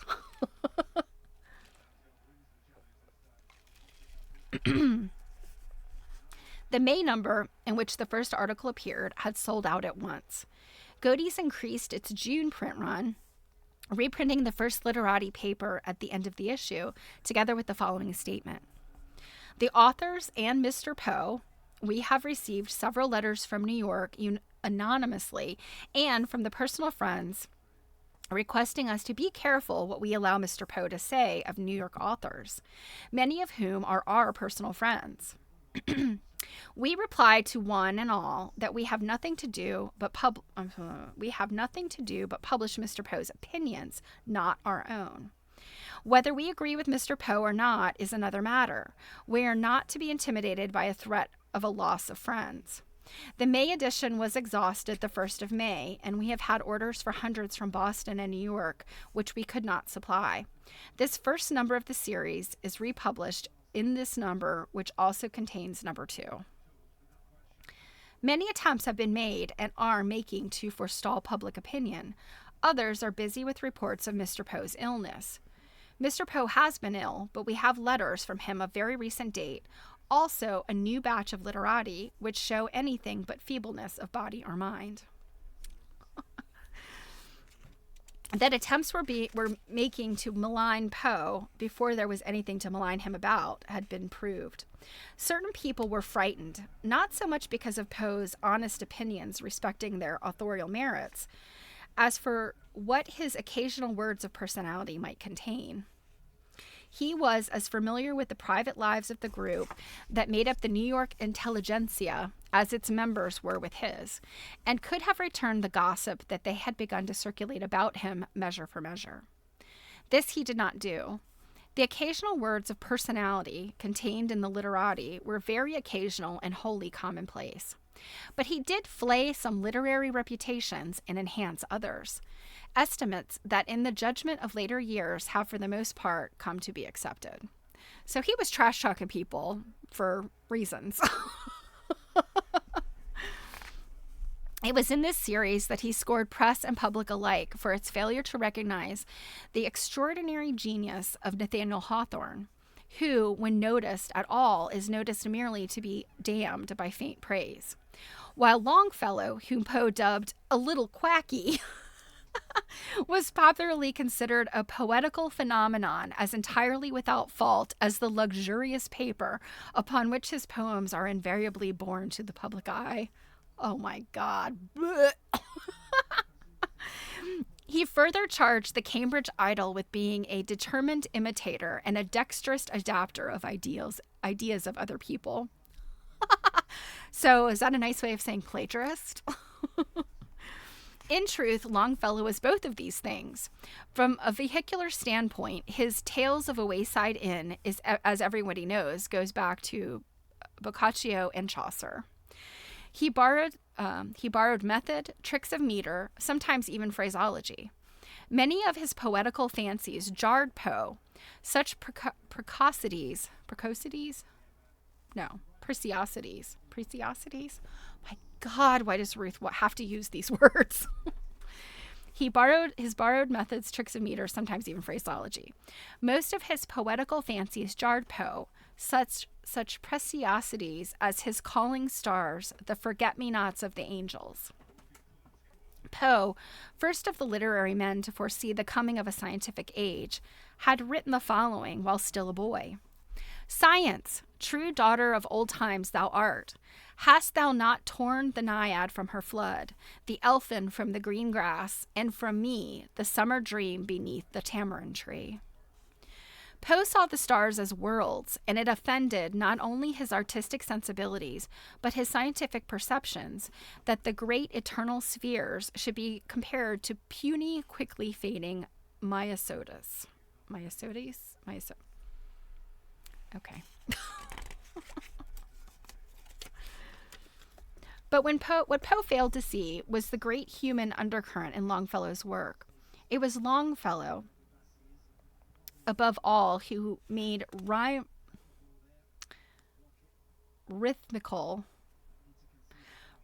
entire epochs of American history. Into his verse, he put the folklore of a nation, Paul Revere's Ride, the courtship of Miles Standish, Evangeline, Hiawatha, the village blacksmith. These and others may be imitative in structure and even quacky in expression. Still, though themselves far from epic, they remain rich in the enduring quality of the great sagas. They picture the background of a people. Poor Longfellow.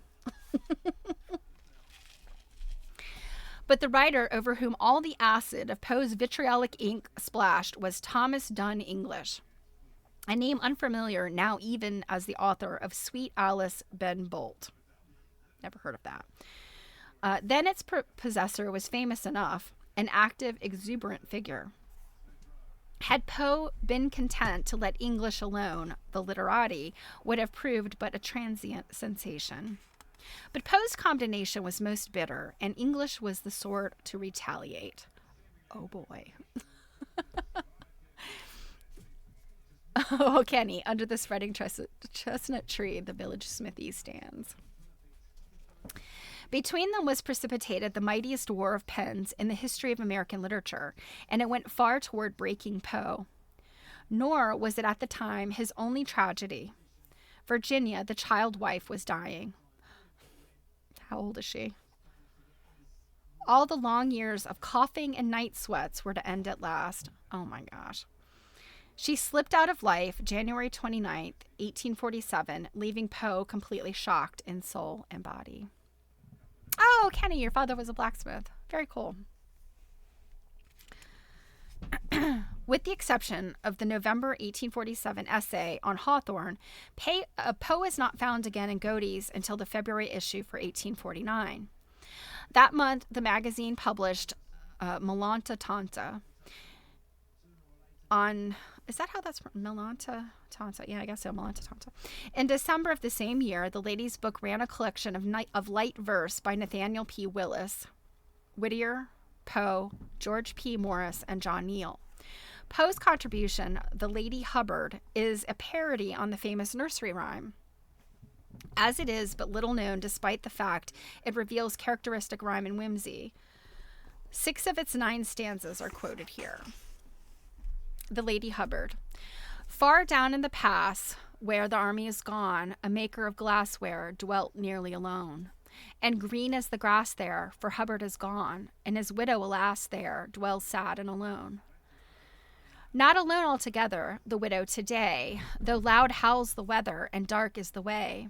Not alone together, that widow today, tied tight to his tether, behold the dog Tray.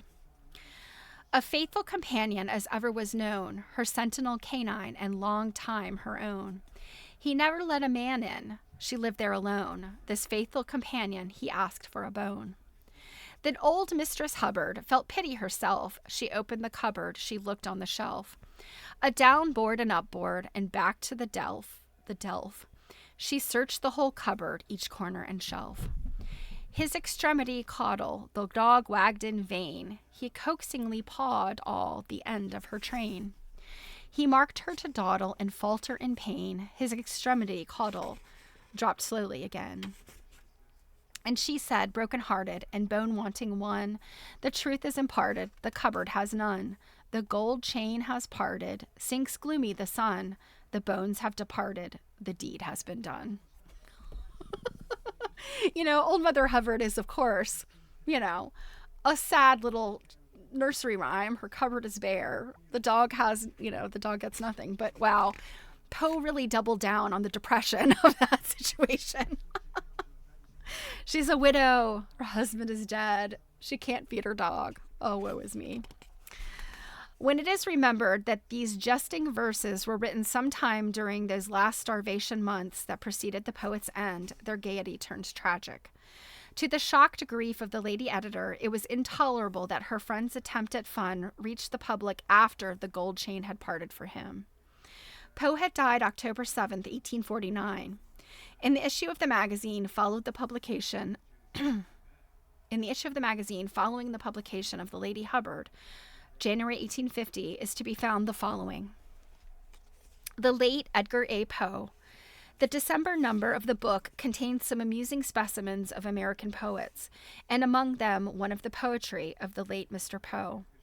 Lest some of our readers should suppose that we had been trifling with the memory of a gifted but unfortunate son of genius, we deem it proper to state that the article had been sent to the press before the lamented death of the poet occurred. Otherwise, it would not have been inserted. And in the next number of the magazine, February 1850, was printed a final tribute to the man in whose life Godey's has played a far greater part than is generally realized. 2 stanzas of faulty but sincere verse by one H. Marion Stevens, called The Lost Pleiad, Edgar A. Poe. Oh, lay the broken lyre. Upon his tomb, the Pleiad's glowing fire is quenched in gloom. The glorious and the bright, wild from the realm of night, to earth has taken flight. Good spirits, room. Room for the truant star, room above.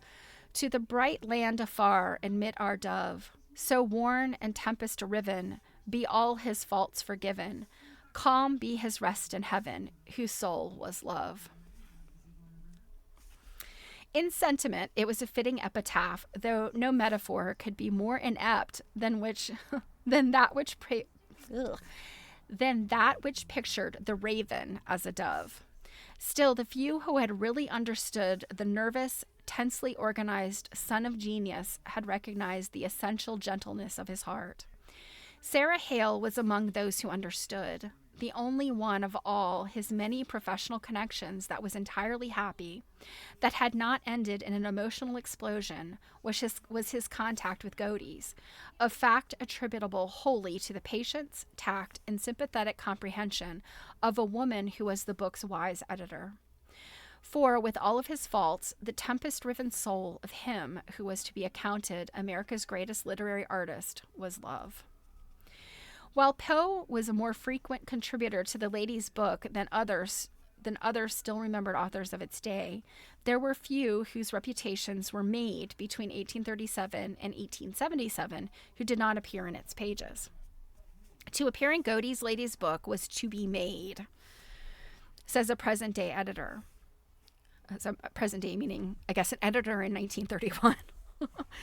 Turning far back to the files of Godey's, one finds on the same random page of the January book for 1839 a poem by James T. Fields, later editor of the Atlantic Monthly, and the opening scenes of one of Harriet Beecher Stowe's earliest stories. Also in this issue are preserved the words of the most popular song of the 40s, Westward Ho! By George P. Morris, of whom a critic writing in 1855 said, "His songs are known and sung in every ingle nook and fireside corner in America." Morris was the author of Woodman, Spare That Tree, the only poem by which he is remembered today. Perhaps in 1931. I don't know about actual today. But it was Westward Ho! That won the heart of his own time. After this song, for instance, Nat Kingsley's novel, the now much admired Westward Ho! Pattern of sandwich glass was named. Molded into the glass are images of the same log huts and herds of deer and buffalo of which Morris sang. And it was in this song, too, that he coined the phrase, Lords of the Soil, which, expressing the proud ambition of the pioneer, has stuck in the language. When we've wood and prairie land, one with our toil, we'll live like kings in fairyland, lords of the soil. That manifest destiny, right? Morris early became one of the best known of New York editors, but that did not deter him from continuing to contribute to his old friend, the lady's book. His offering for September 1850, entitled New York in the Dog Days, should endure as long as dog days recur. Selected stanzas from the poem are here quoted for the special comfort of the New Yorker, whose only earthly mission, according to the editor Morris, is but to toil and vote. So this is what New York in the dog days. So here's some of this. New York is most compactly of bricks and mortar made. Thermometer exactly 100 in the shade. A stillness and a sadness pervade the city hall, and speculating madness has left the street of wall. The Union Square looks really both desolate and dark, and that's the case, or nearly, from Battery to Park. Oh, this confounded weather, as someone sung or said, my pen, though not a feather, is heavier than lead. At every pore I'm oozing, I'm caving in today. My plumpitude I'm losing and dripping fast away. I'm weeping like a willow that droops in leaf and bough. Let Croton's sparkling billow flow through the city now. And as becomes her station, my muse will close her prayer. God save the corporation, long live the valiant mayor. Partial to all the arts, Godey's did not confine itself to literature. Practically every month from the time Mrs. Hale took charge, it offered musical compositions as well, sometimes with words and sometimes without. Next to the fashion plates, these constituted the magazine's most advertised feature. And why not? Was not the pride of every household an instrument? A melodeon, or square piano, according to the size of the paternal pocketbook. The upright parlor organ came later. Thus, it was via Godey's that Kathleen Mavourneen made her bow to America in December 1838. In the December 1838 number. Words and music exactly as sung with rapturous applause by Mr. Dempster and Mr. Horn. Rock Me to Sleep, another song included in every collection of old-time ballads, appeared in August 1863 to wail its mournful cadence up and down the land. Composed for the pianoforte for the Lady's Book by W. Delesdernier. Ha.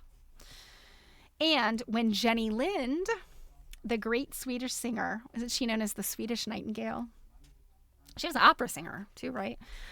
So the great Swedish singer visited America. Godey's immediately became one of her most enthusiastic admirers.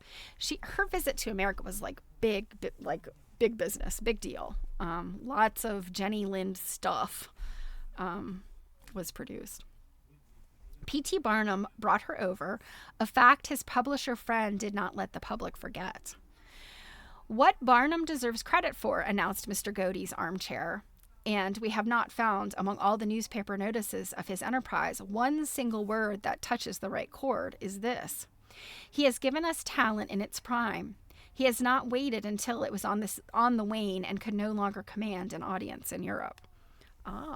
So I guess he's applauding P.T. Barnum for bringing Jenny Lind when she's like at the height of her career and not on the way down. So America will take her now. Interesting.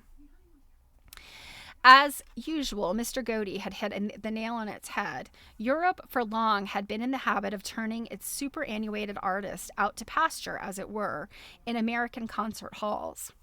Jenny Lind was the first great singer brought here at the height of her fame, and the country went Jenny Lind mad. Glass factories perpetuated the diva's image in Jenny Lind bottles. A new type of chaise was named in her honor. Cabinet makers designed the Jenny Lind bed. I wonder what that looked like. While milliners, modistes, tobacconists, and cooks all concocted something new or different and called it Jenny Lind. But not all the music Godey's published was intended for the ear. Some of it was directed at the toes. For the lady editor advocated dancing in an era when many people, in fact, by far the majority outside the larger centers, looked upon it as a sinful pastime invented by the devil.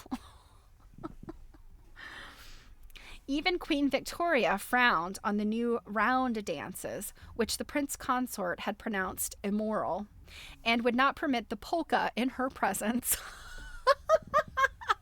I had no idea that Queen Victoria did not like the polka.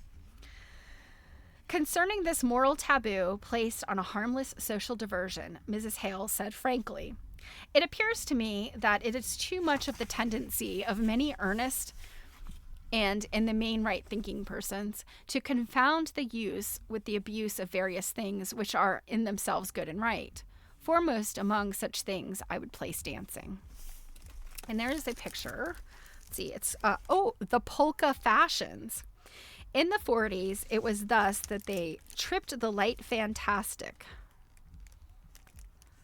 In the 40s, it was thus that they tripped the light fantastic toe. The light fantastic toe. From Godey's Lady's Book, November 1845. So this looks like a painting. You could see the people, this dancing polka. Dancing to the polka. I gotta say, I love polka music. It is very happy and friendly. It all sounds the same to me, but you know, you throw an accordion into anything and it's gonna be fun. Druid. Okay. So Jenny became very fond of a particular spool-turned bed during her visit to America, and almost immediately spool-turned beds were affectionately called Jenny Linds. I did not know that. Spool beds had been made in America since the early 1800s, but became very popular mid-century when the multiple cutting head lathe was invented. Interesting. Love a spool bed. My grandmother had a number of spool furnitures. I don't think she had a spool bed, though. I'm trying to think. I think she had tables that had like spool legs. So interesting. Let's see. Despite the Queen and her perfect example, the lady editor regarded dancing as a healthful exercise conducive with bodily grace. Consequently, the book printed not only the scores of many polkas, but in November for 1845, a page of polka fashions, the hand-colored embellishment for the month, and 2 pages of dancing instructions entitled "The Polka Taught Without the Aid of a Master." The polka, becoming fashionable in the early 40s, reigned supreme for years, 25 at least. To be sure, there was the jerky old waltz danced to 3/8 time, the quick step, the gallop, the schottisch, and finally the redowa, the slow measures of which most closely approximated the dancing of today. In the 1930s, early 1930s, they still waltzed. What else did they do? Was it flappers were doing like the Charleston and stuff? I don't know. Instructions for the performance of all these things may be found in the Ladies' Book, together with many an old dance tune still hauntingly sweet. But above all, music was only a feature. The trimmings of the book, literature remained the substance. Even Horace Greeley, remembered as an editor rather than a short story writer, was a contributor of fiction in the magazine's early days. His stories, unlike most in 1839, started off with that vivid crispness of description to be developed to its perfection many years later by another newspaperman, O. Henry. Or, I guess, O. Henry. Because I think when it's O. Henry, we're talking about a candy bar. Did you guys ever read the O. Henry stuff? Oh my gosh. I remember reading O. Henry probably like in 5th or 6th grade. The story about the woman who cut her hair to buy the watch fob, and the guy sold his watch to buy her a hair comb. Like, never forget that story. And I can't remember what it's called. Midnight, 1, 2, 3, had been successfully tolled by all the clocks of Göttingen. Something out of the ordinary, the reader's senses, is about to happen, but let not the inquiry into a great editor's youthful fiction be pressed too far. Irving, Longfellow, Lowell, Holmes, Emerson, Bryant, Whittier, the Careys still are household, or at least schoolroom words. The Gift of the Magi. Thank you, Kate. I knew somebody would know it right away. All were contributors to Godey's, as was N.P. Willis, who rejected Poe's oblong box. Though not wholly forgotten, Willis, like T.S. Arthur, whose American sketches are still valuable in that they depict current habits and customs, dealt for the most part with manners pertinent only to his times. He was a sound citizen who Poe acknowledged in the literati, both as a man and an author, has made a great deal of noise in the world, at least for an American. Nor may William Gilmore Simms, who modern critics are just beginning to rediscover,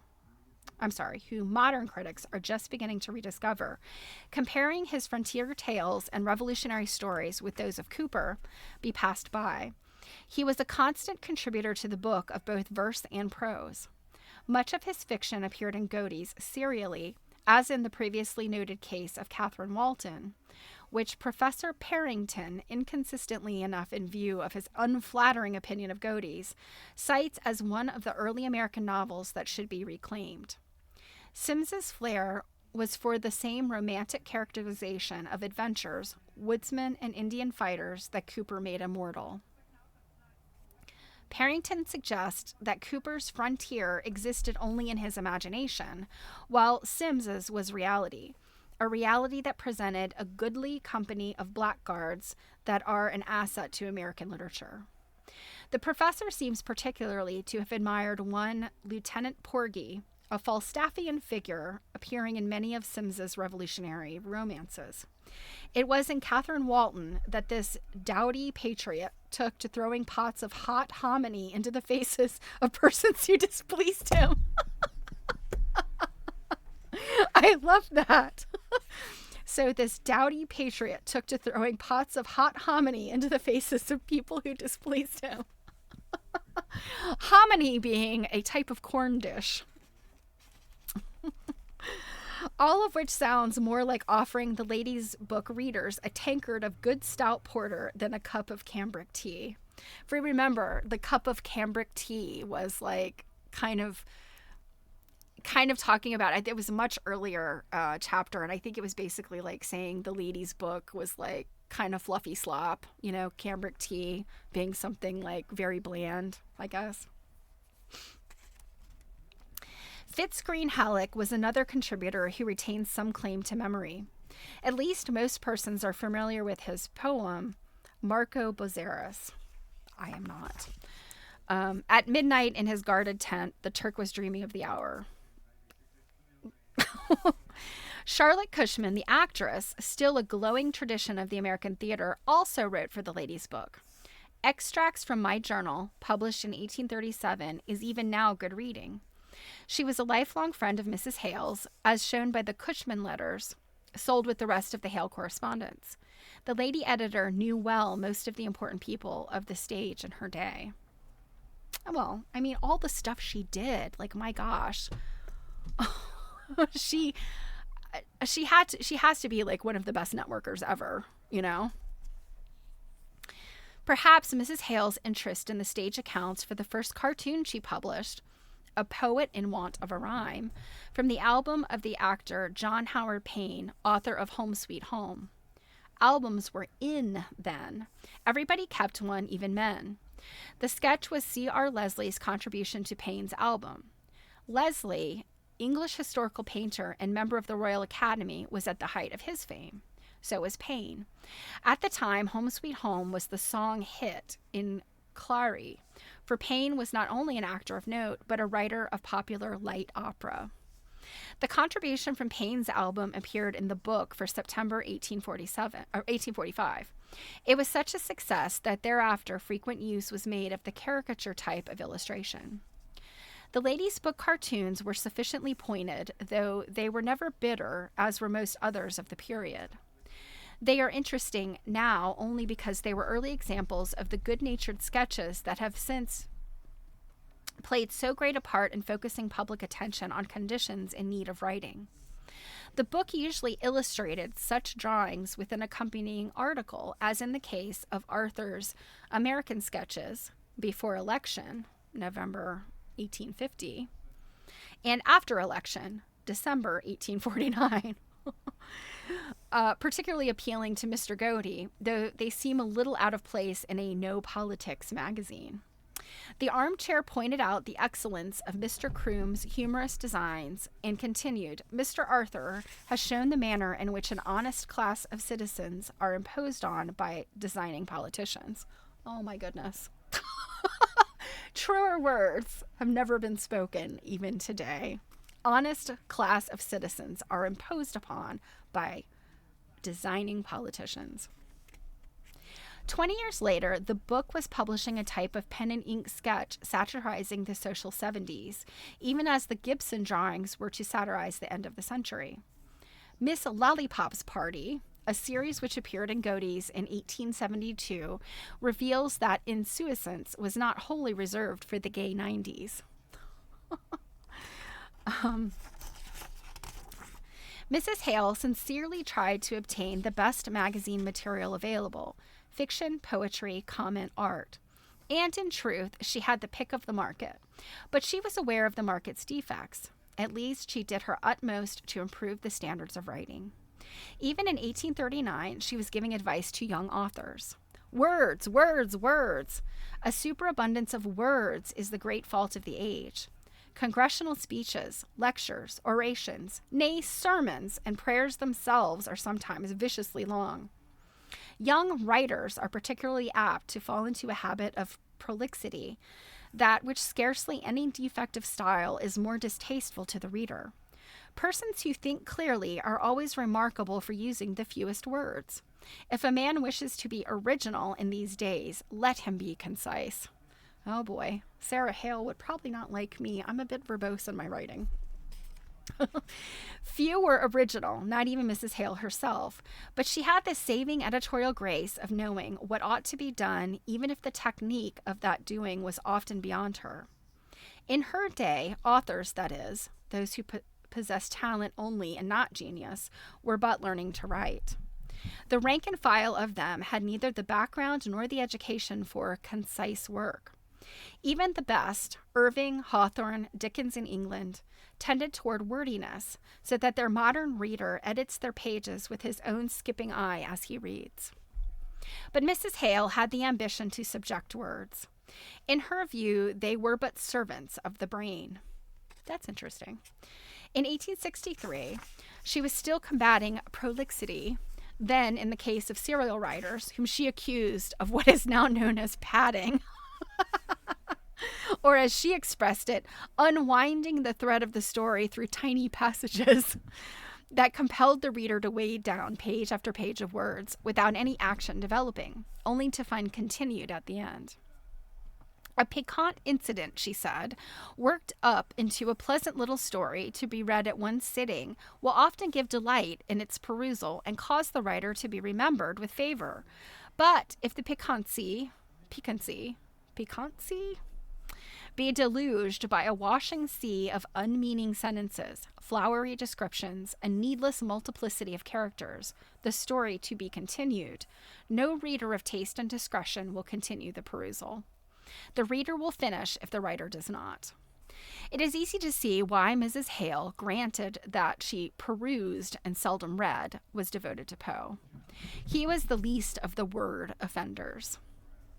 One pithy announcement, to writers, run in October 1868, might be repeated with much profit by modern editors, the latter substituting for runaway horses and upset boats the now favored motor cars or aeroplanes. So this is what the announcement to writers said. We again repeat that we will not accept any stories where runaway horses or upsetting of boats is necessary to the denouement. We have lately returned several otherwise good stories. Certainly some other incidents can be invented. That's hilarious. Two lovers quarrel. How to reconcile them in the question. They are put on horseback or in a wagon or go sailing. The horses run away or the boat upsets. The gentleman saves the lady. Oh, my preserver, she exclaims. How I have misunderstood you. They embrace and the thing is settled. Editing a would-be piquant magazine, even in the uncritical, easily pleased 19th century, seems to have been no flowery bed of ease. And to be sure, there is just the possibility that the 19th century was not so uncritical and may have known what it wanted without knowing where or how to get it. And always, year after year, there was Mrs. Hale's search for new writers, fresh viewpoints. Some of the ambitious scribblers so discovered proved surprisingly gifted. The fact is, there is not a little undeveloped talent lying about loose during the years of Godey's. And of course, there was the galaxy of female writers. So she hated Fast and Furious. Got it. Yeah.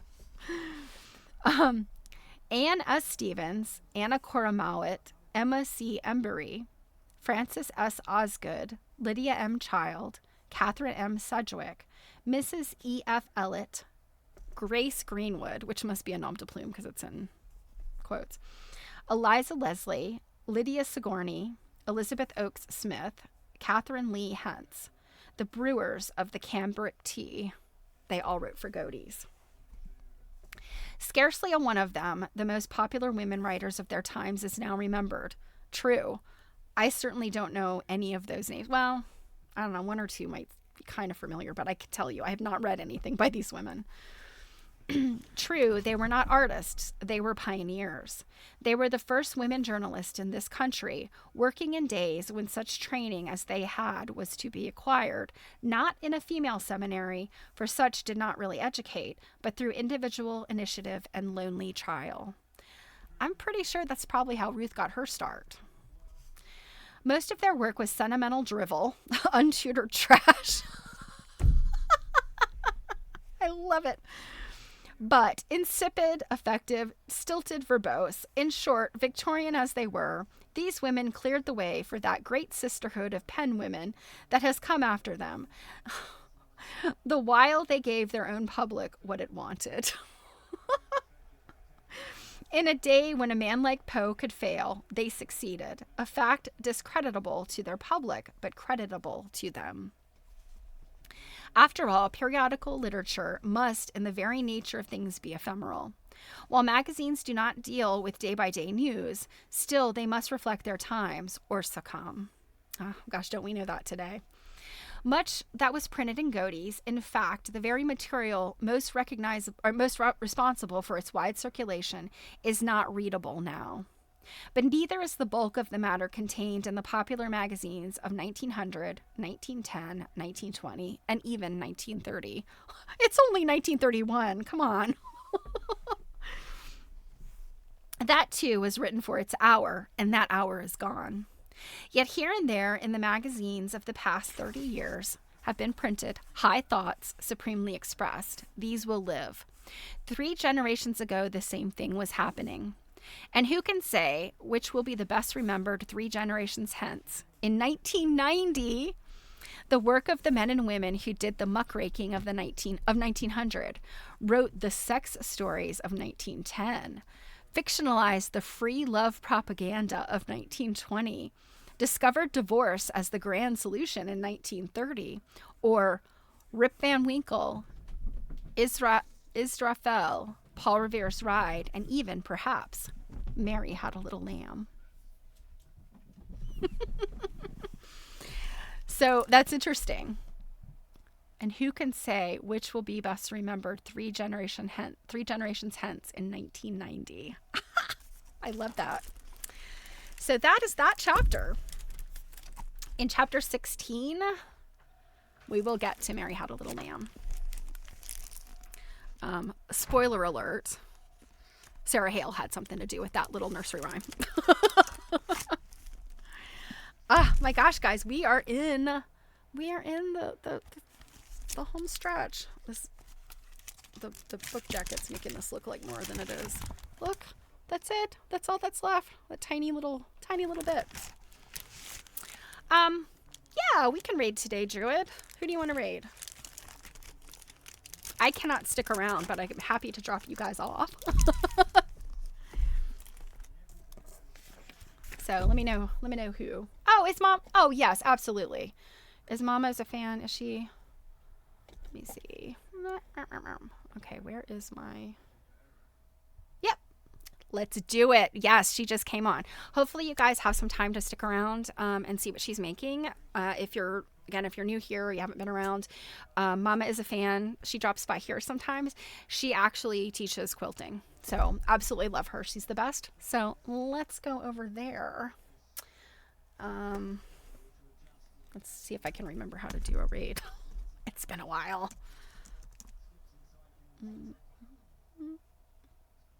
Okay. Raid. Make sure I spell it right. Mama is a fan. Okay. Mama is a fan. Oops. Yep. Oh, did I do that? Okay. So before I do that, you guys have a fantastic week. I will see you on Thursday. Thank you to everybody who subbed today. I super appreciate it. You guys are the best. Obviously, I couldn't do this without you, so that's much appreciated. If you have time, stick around and see what Mama is a fan is up to. I'll go over there for a few minutes, but I gotta bolt and do some things tonight. So have a wonderful week. Love you guys. Mwah! Oh, whoops, that didn't work. Okay, why is this not working? Let me try this again. I must have done something wrong. So, raid.